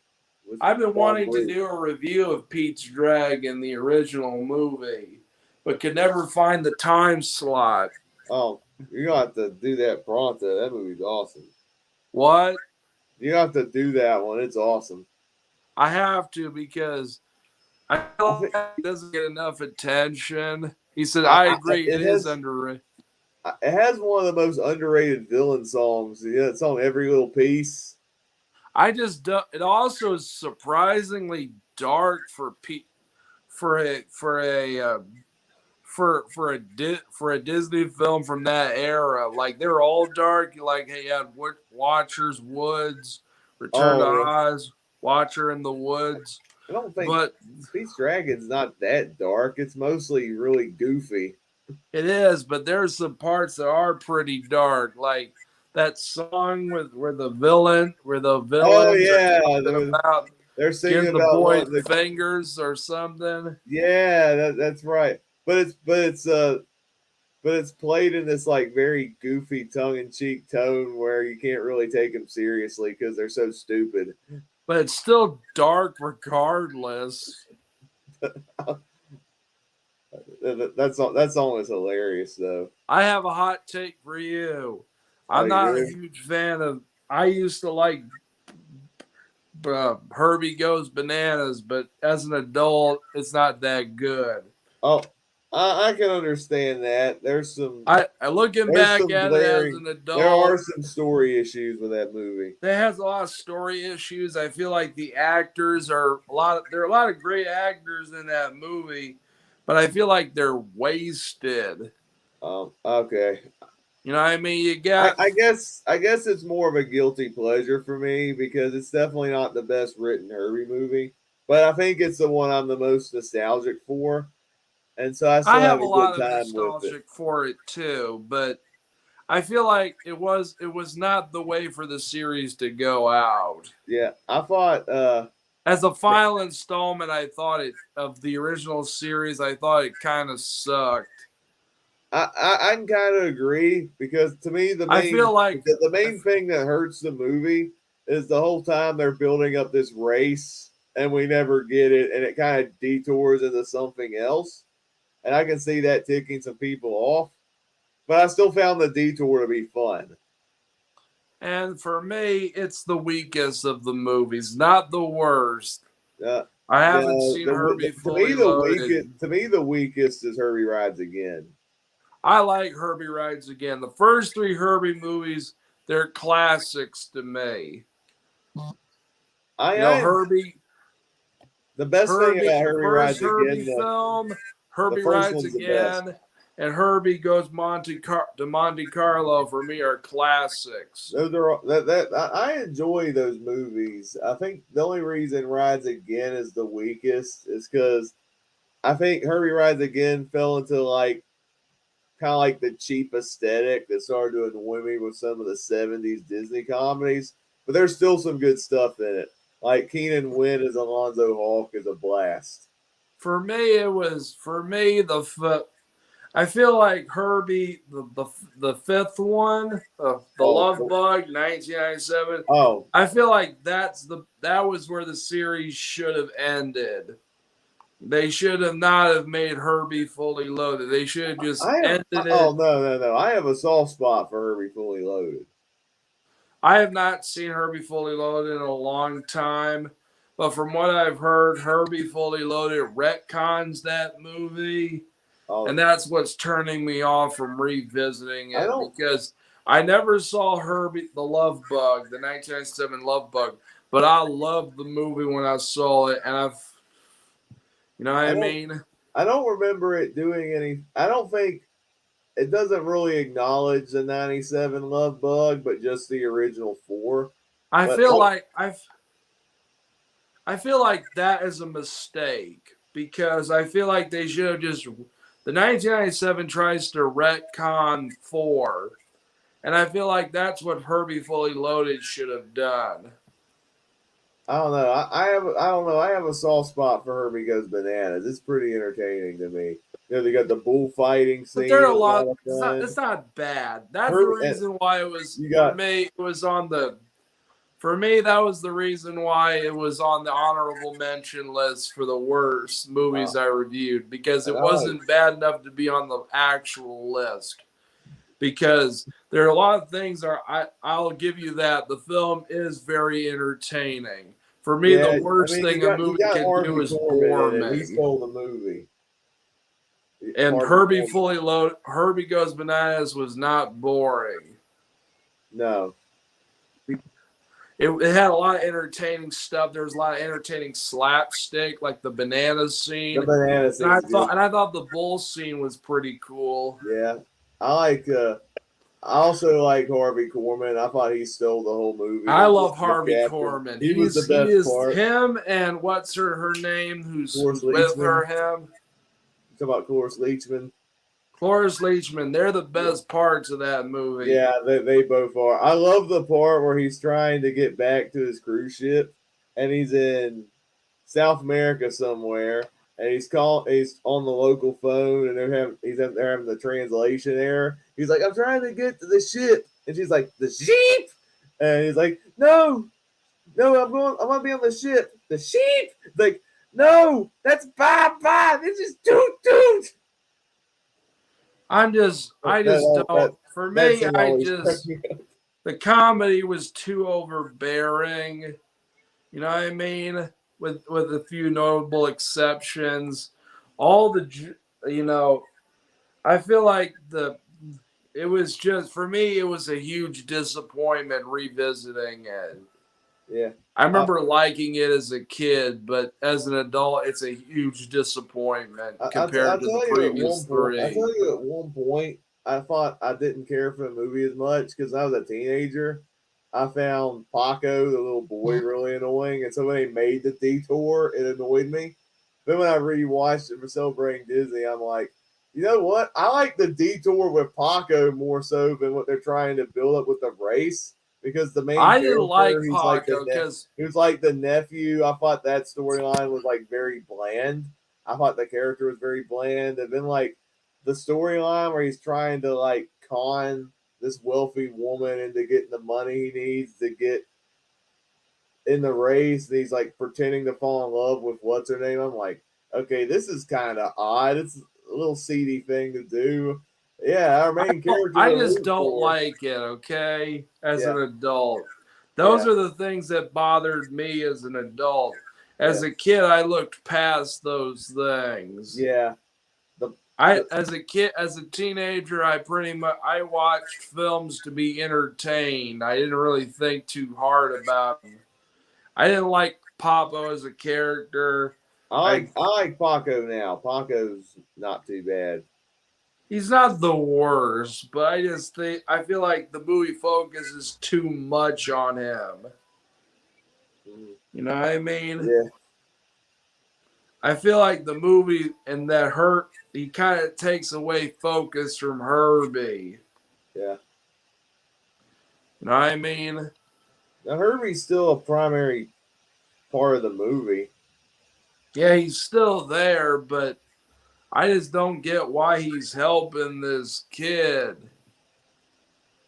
Um, I don't get Herbie's motivation at all. I think he just wanted the joyride, I guess. But at least in the Herbie movies, they're more consistent than the Star Wars sequels. You had to make that. Well, then I again, mean, at least the characters from each movie is more consistent. I don't know. The one thing that always bugs me about Herbie Goes to Monte Carlo, because you know the love bug ends where Jim Douglas, Dean Jones, he gets married to what's her name at the end, and she's nowhere to be found in Monte Carlo where you see his character again, and he Yeah, goes with that other lady in Monte Carlo. that I'm was like, kind of weird to me, but I I didn't liked like. how they mentioned. I liked how they brought her up in the Love Bug 1997. I feel like he gave. I felt like he does what Jim Douglas and Marty Carlo does what a lot of these legacy sequels seem to miss to do.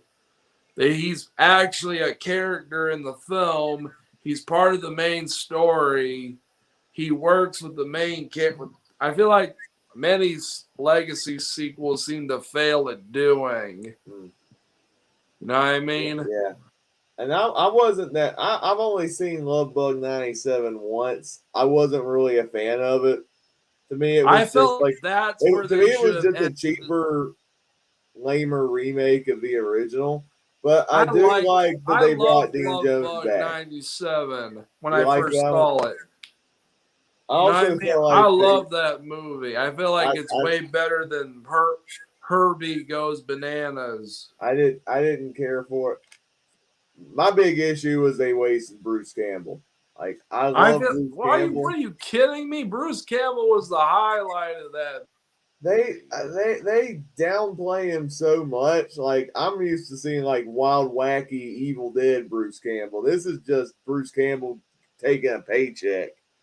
I feel like he's a good character in that movie. No, he's not as good as Jim Douglas, but he fits the Jim Douglas role really fine. Yeah, I You know, will I say mean, I like that they brought Jim Douglas back. I thought that was a good touch. And the one thing I have to give it credit for was it felt like Love Bug 97 was a good swan song for his character. I I feel like Love appreciated that Bug at least. was a good swan song to the series. You know what I mean? I felt like it felt like a loving tribute to the first three movies to me. I feel like that's where the series should have ended with Love Bug 97. But I mean, like I said, I don't mind Herbie Fully Loaded. One, because I saw that in theaters. I have a soft spot for it, and I still think it's pretty decent. It's I pretty don't think that's. formulaic I as feel far like as like Love sports Bug is where movies the film, go, but it's still entertaining, and I do like and Lindsay and I Lohan's pretty also good. like the villain in Love Bug '97. Like I don't even I don't the even villain is so the not he's like a rich asshole, and he has oh a yeah. James Bond evil twin car of Herbie. How with James Bond gadgets? That's awesome. You know what I mean? How are you gonna top that? I mean, I like the scene in Herbie Fully Loaded where Herbie's doing like street racing and doing the demolition derby and racing in Imagine if NASCAR. Herbie's twin was in that movie. I don't know. I wasn't too crazy on that storyline. I love that storyline. Herbie's evil twin. I mean Horace. I like that character. Yeah, I but feel like Herbie Herbie Hurt Love Bug '97 is the swan song to the series. Should have just stopped there. And I liked a lot of the characters in the movie. I feel like the love interest was probably the most progressive of the series. I barely remember Love Bug '97, and that character didn't leave a mark. So And I liked how they for me it was where the series should have just stopped there. You know what I mean? yeah, I've seen. No, I like Fully Loaded just fine. Oh, that's just you. Yeah, But I like Fully Loaded too much. can we go back to being character consistency in the sequels? Star Wars sequels. Doug Walker complains about the Pirates movies not feeling like a trilogy. To me, the Star Wars sequels was what doesn't feel like a trilogy. I think Pirates does feel like a trilogy as a whole. Like I Yeah, feel it like it does. was That's what I'm consistent. saying. I Pirates will feels say like they a go off the trilogy. rails after three. They set up a storyline in Pirates 5 where like if Jack Sparrow gives up his compass, he would unleash his old enemies that he like trapped behind or whatever.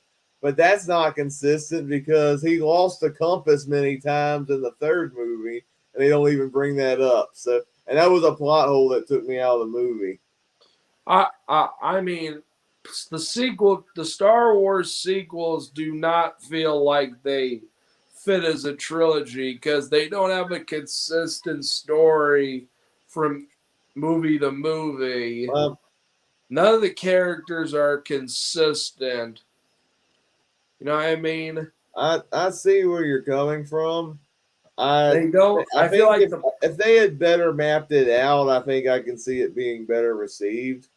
I think they didn't have a some plan. storylines, I think people would have been more open to if there was a better game plan, like explaining how Palpatine came back, for instance.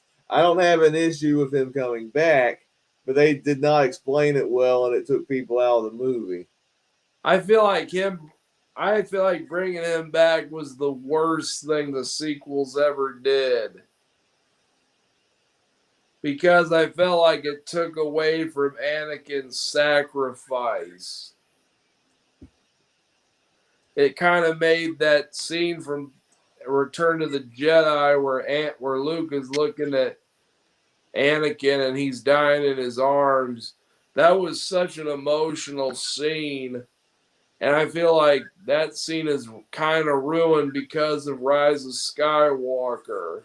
Um, Because we know because Palpatine survived. When we I know I that think Anakin and we know that Anakin that Dart the Anakin didn't stop the Empire because the First Order came out slowly after. I think the Palpatine that we saw truly died. I No, I still don't. I don't I, believe I that. still I still believe that that was his clone that we saw. They never explain that he's a clone. And They I feel like the other expanded stuff will build up into that because Mandalorian season 3 they they set up cloning in that show, and we saw a bunch. They were cloning a bunch of Moff Gideons. I was disappointed they did nothing with and that. they did the same. And they also did the same thing for what they also brought back Hux's old man, Yeah, Hux's dad. yeah, I think it was like his dad or whatever. I was so hoping the Mandalorian and the other Star Wars shows would just ignore the sequel era. I'm glad they're addressing the sequel era because it I shows can that kind of it's respect that they're addressing it. to show that it's all canon. I feel like I appreciate it. I respect that they're trying to give the fans something to give the fans something they don't need to be ashamed of. Yeah, I mean, To a lot of actually have people. the sequels make sense. I mean, it's kind of like a lot of people didn't like the prequels when they saw those movies, and then the Clone Wars came out, and people watched that show, loved that show, and a lot of people felt like the Clone Wars did such a good job of filling in some of the gaps that it improved the prequel trilogy for a lot of people. And I feel like some of these other shows, like The Mandalorian and Ahsoka, are really good shows that I feel like for maybe those that don't like the sequel trilogy, maybe these shows that help expand like that fills in the gaps of the time between the original and the sequel And I trilogies. I could can kind see of I see can where see you're these coming shows improving the from. sequels. Huh? I kind of see where you're coming from, but I feel like something like Star Wars Resistance should have done that. You know what I mean? Because what the Clone Wars did was develop characters. You know what I mean? Mhm. You know what I mean? Yeah.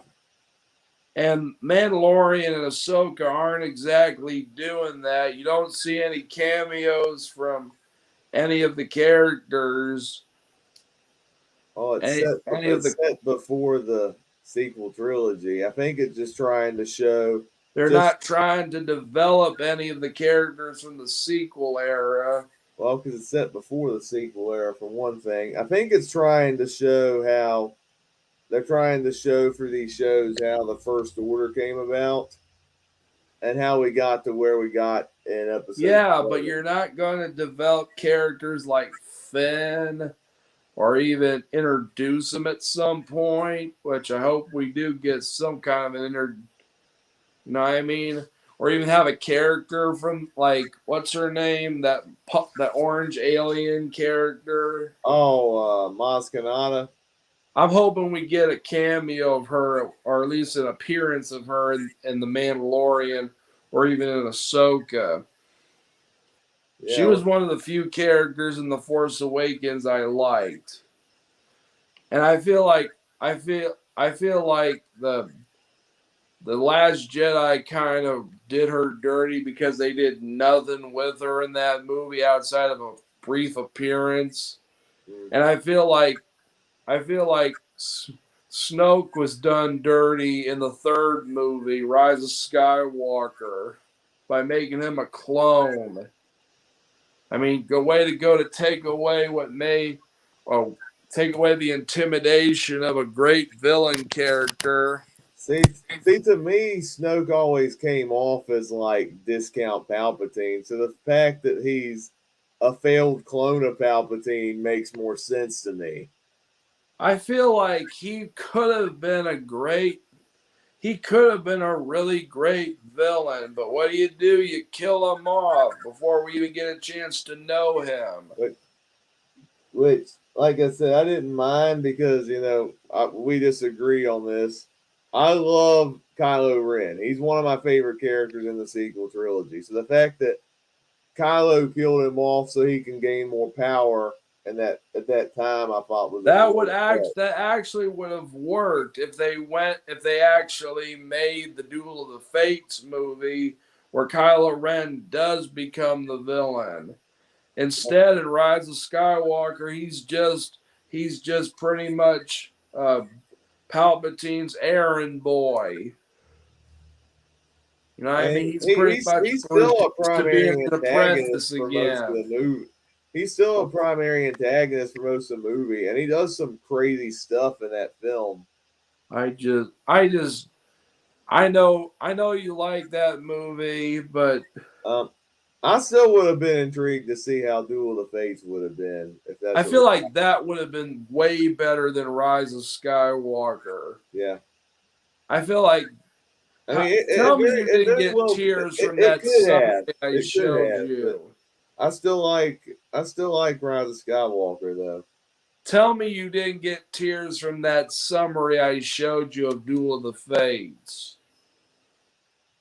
Now you showed me the summary. I was just more so intrigued by it. I mean, that I felt like they actually gave Rey her own last name instead of just making her heritage like Palpatine. They didn't make her connected to a legacy character. You know what I mean? So I feel like that was way better. And the fact that she gets slit and blind, she actually does. If they went with that direction, she actually does. She actually does suffer for something. You know what I mean? I feel like Yeah, she doesn't. She yeah. doesn't. I feel like that film would have fixed a lot of my complaints with Ray if that film came out. Hmm. Well, that's not what we got. We are getting that Ray movie. Not excited for that one. Uh, there's another one coming out that's going to be about like the dawn of the Jedi. Like it's going to be like the very first Jedi. They're going to make a I'm movie more about that. excited for that or Dave Filoni's movie that's gonna probably set into the sequel era. I think his movie is supposed to like tie the Mandalorian and Book of Boba Fett and Ahsoka all in one movie. I think. And I feel like it's gonna lead into the sequel era. I I have feel a like I feeling. feel like Muller's right. We're missing an entire other trilogy before the sequel trilogy. Well, I mean, it's kind of hard when they decided to make the trilogy. I mean, you had they wanted to bring the original actors, but they were up there in I age. They feel got like to advance the they should story to make a represent the actors. mequel to What? the mequel to the sequels. Hmm. I feel like they should in between Dave Filoni's new movie and that explaining how that all went down. Yeah, we'll just have to see. And I am excited to see to see. I really like some of the characters from Ahsoka. Even though I've never seen the show Rebels, I hope we get to see Hera again. Hera. You know, the green alien. Yeah. I know her. Yeah, I like all those characters. I will say I was semi disappointed that Zeb didn't show up. He was a character in Rebels. He I only cameoed. saw him in The He Mandalorian. cameoed in season 3 of The Mandalorian, but I wish we got to see more of him. But I guess we'll see him again at some point. I hope I'm guessing we're gonna get a season 2. Yeah, I hope so. So what do you think of? Because they got a lot of stuff they still got to address. Like Thrawn is back in the main galaxy. We still are unsure of. We're still unsure of Balin's motives, and then I felt like Ahsoka the finale was somewhat disappointing. and Ahsoka and what's his name, I Sabine felt Wren like are the stuck on that finale planet. was somewhat disappointing. I was expecting there to be a big battle at the end of Ahsoka. where the New Republic and Thrawn fight or something. I think we'll see that in the next season. I wanted to see that in the finale. It didn't really feel like a finale to me. It just felt like any other episode. Yeah. And even Book of Boba Fett tried to address some of the stuff with the sequels, even though that's not a very good show. Yeah, that show was disappointing to me. I feel like it did it like with Luke in that show. It tried, and with Luke, I feel like with Luke having his school, I feel like they did sort of explain that a little bit. Why he has him starting his Jedi school, Yeah. and I also I have a feeling that once the sequels get their nostalgic resurgence, my only response will probably be why. I thought we hated these movies. Well, it's probably going to be like those who hated the prequels, and then the prequels have the nostalgic resurgence, and the grown-ups who never liked the prequels are probably asking the same thing. So I think it all balances out. Yeah, I thought we hated the sequel era. Well, except me, I like the sequel era, You and Goldman. and Jacob Collins, and my I thought sister. most of us hate these movies. Ryan Cam, I know, is not a fan of the I sequel. know Jason the old millennial isn't. I know he. I've heard his criticisms, and I was like, I have to respectfully disagree there. I just did not. For I'm like I'm gonna be like Force. You're just saying Force Awakens was the best one I thought it because was. It still is. I think the Last Jedi took more chances, but the Force Awakens did everything I wanted to see in a Star Wars movie. It has great action. It's got a great pace to it. It sets up new characters. It continues legacy characters. It was such a great return to Star Wars, and I loved I every did bit not of it. like it because what you're saying is the problems I had with the movies. I wasn't fond of not Luke, Han Solo getting killed off.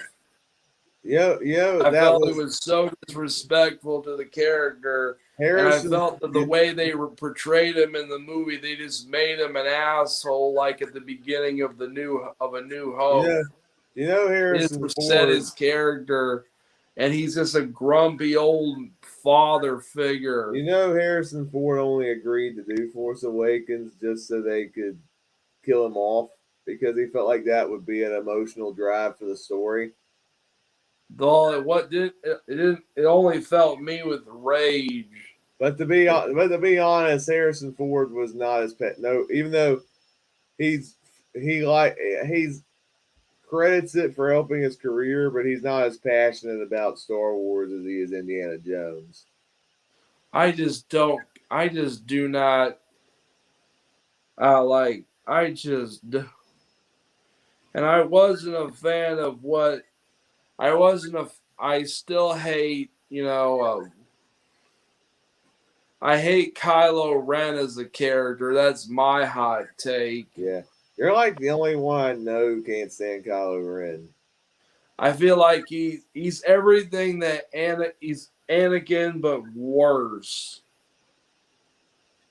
to I me. can kind of see that argument because he's trying to copy Darth Vader I feel because like he everyone who idolizes him, complains about but he can't live up to him. but I feel like he he's when he isn't screaming his head off, he's being a stone cold blooded killer. he has like a slasher movie body count. And You know what I mean? I love to see And that I'm not too. intimidated by him because he's always screaming like a man child. So you're probably one of the ones that preferred it when he had the mask on. But No, it went because that the mask just to me looked like that character from Miss Fantastic Four, which one? the one that Darth Vader was based on. Oh, Doctor Doom. He just looked like Doctor Doom to me. That's what Kylo Ren looked like to me. Hmm. He looked like Doctor Doom. You know what I mean? Mm-hmm. But I don't hate Adam Driver. I feel like his character was crappy, but he was just doing his job. You know what I mean? I, I thought I think he was the best actor to come out of the sequel trilogy, personally. For me, Rose was not the worst character of The Last Jedi, even though I was annoyed by Rose quite a lot. The worst character to me in The Last Jedi is Holdo. I can see that one. Holdo is the worst. I feel like she's worse than Rose. Is it because the fact that she withholds the information? Yeah, that's the main reason. That's one of the reasons. You know what I'm saying? And her I think dialogue makes the. I hate her dialogue as well. uh, she shouldn't have withhold. She shouldn't have withheld it from I the could. whole I like. crew. Why are you? I Why get are I you get what she withholding? was trying to do. She was trying to teach Poe a lesson because Poe was getting very cocky and arrogant in his abilities. And I get that, but she shouldn't have withheld it from the entire crew. I And I think that. also don't like the Holdo maneuver. Oh, I love that moment of the movie. I like. It looks visually nice, but for the most part, to me, it was just dumb. It was just, I was rolling my eyes when that happened. That scene To was me, the so. holdover maneuver was what redeemed her character. Like at first, I was like, okay, this character's starting to get on my nerves, but then she does the holdover maneuver, and she pretty much sacrificed herself to save the crew. I'm like, okay, And I that was can't. neat. I could not. For me, that at least it's not as dumb as Leia flying through space. You know what I I mean? have to defend this. I have to defend this so many times. I feel like a lot of people who complain about that scene forget the fact that Leia is force sensitive. I know she's supposed to be force sensitive. I don't complain for that. I just complain that it was never established in the previous movie and that it kind of I mean, comes out of nowhere. you gotta make the implication that Luke trained Leia to some degree how to use it. I feel like the scene is just stupid to me. To me, it's more stupid than Greedo shooting first. You know what I mean? Uh, It's easily one of the stupidest things to come out I of mean, Star. I disagreed because I thought they were gonna kill off Leia right there, and I was like, That explosion alone should have killed her. yeah, I thought I was like, okay, and then her eyes opened, and that happened, and then the Leia theme played in the background, and I was like, to me, it was cool seeing her actually use force powers because I didn't think I would see that in a Star Wars movie. To me, And so when she did that, I got goosebumps when I saw that. I just that scene was just stupid to me. All power to you. That's one. That's a moment I do not understand the backlash on. I just thought it was just effing stupid. You know the joke Leia Poppins, like she's flying through, Leia like Pop. she's I've Mary heard people make Poppins. that comparison. She's flying through this. You know what I mean? I get that, and there was a reason why people like Robot Chicken made fun of that scene. To me, that was the nuke in the fridge moment. Like, The dumbest thing in Crystal Skull is Shia LaBeouf swinging with the monkeys. no, that's pretty stupid. Uh, for me, that the movie, that's where the nuke in the fridge. That's where the movie jumps the shark. Yeah, that's what people That's say. that's where that was the the Leia scene for me. The Leia flying through space. No, no, I still think Road Saving Finn is the dumbest I thing feel in like that that's movie. dumber. I feel like the speech she gives is stupider than the Sandma line from Attack of the Clones. Well, that was dumb too. I feel like Makes I feel sense. like her saving Finn was even stupider. Her making that speech and Finn kissing her. To And me, then, that and then you see in the background, like the First Order killing people in the background, which makes Rose look like a hypocrite. and the fact that her sister sacrificed her life. That's what's make. And now she's trying. I don't want to talk about that. Yeah, that part was dumb. And and I joked about that because I said earlier in the stream when I took that Star Wars quiz, Rose ended up being my character. So I'm like, okay, so if I'm in the heat of battle, I'm gonna crash into somebody to save this person's life while killing other people in the process. Yay, I'm smart. Uh, she wasn't really that good of a character before that, even I mean, I anyways. got nothing against killing Marie Tran. I hate the backlash that she got from that movie. I hate the backlash she got. Yeah, And a I lot mean, of that was uncalled for. I hated the But backlash for that. but I mean, To me, that was disgusting. the character herself, I thought was okay. It's just that one moment that she did in that movie. I would, if I had to have a list of like the top 5 stupidest moments in Star Wars, that's definitely on the list. It might be my number one actually. I hated. I did not. I didn't find her airheadness to be charming at all. I found it to be more annoying. I didn't hate her, but I didn't hate her as much as I hated Holdo. But at least, and I feel like Last Jedi ruined Finn. And also, but even he was even more ruined in Rise of Skywalker. Yeah, They took if I have a to say one character that had thing, so much potential and did nothing with him, but just turned him into a comic relief. yeah, if there's anything I wish the sequels did better was the flesh out Finn more because I agree he had a great introduction in Force Awakens. The I idea feel like of how is it that a Andor did that stormtrooper storyline way a better? stormtrooper turned rebel could have been a very compelling storyline.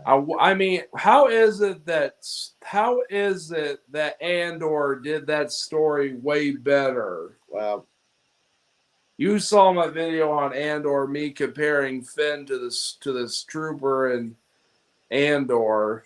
Yeah, well, I need to give that show a full watch, but uh, I think to me what hurts Finn they set up, and I think even in Force Awakens that the character's force sensitive. They don't do anything with that in the Last Jedi, and then they like still tease it in the Rise of Skywalker and still do nothing with it. I'm like, wouldn't it be awesome that by the time you get to your third movie, Finn is confident in his abilities and he's like assisting Ray I mean, and good wielding a lord, lightsaber? I did. I mean, I could not stand, you know, and I also kind of feel bad for Daisy Ridley. I'm pretty sure she got targeted too with backlash. She got targeted with just as much backlash, and she's still getting still been.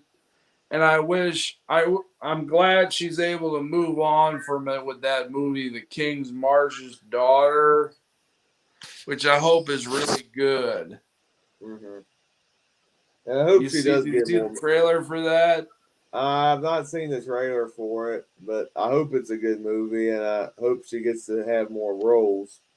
I hope so too, because her character was poorly written, but her for me, what makes Last Jedi so bad is that it's so frustratingly bad. You know what I mean? Yeah, that's it. Last Jedi frustrated me.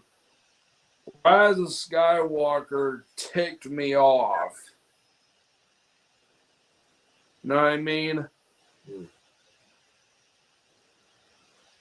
Yeah. Was no, and going back to Daisy Ridley, I feel like she has potential as a voice actress as well. Not I can see that. because she's done some good stuff. Like even though the Peter Rabbit movies aren't very good, she was pretty good in those movies. I feel like she could be a good voice actress. To be honest, I forgot Daisy Ridley was in the Peter Rabbit movie. And I hope she, because I've seen her in stuff like Death. I mean, Oh, she was in Murder on the Orient more Express. Murder on the Orient Express. I think I saw a little bit of that, and I thought she was pretty good. I thought she was good in Force Awakens, and she wasn't too bad in Last Jedi. I But liked her. I thought I she felt was like she was good consistent in in all Last Jedi three. as well. But I feel like she was phoning it in with Rise of Skywalker.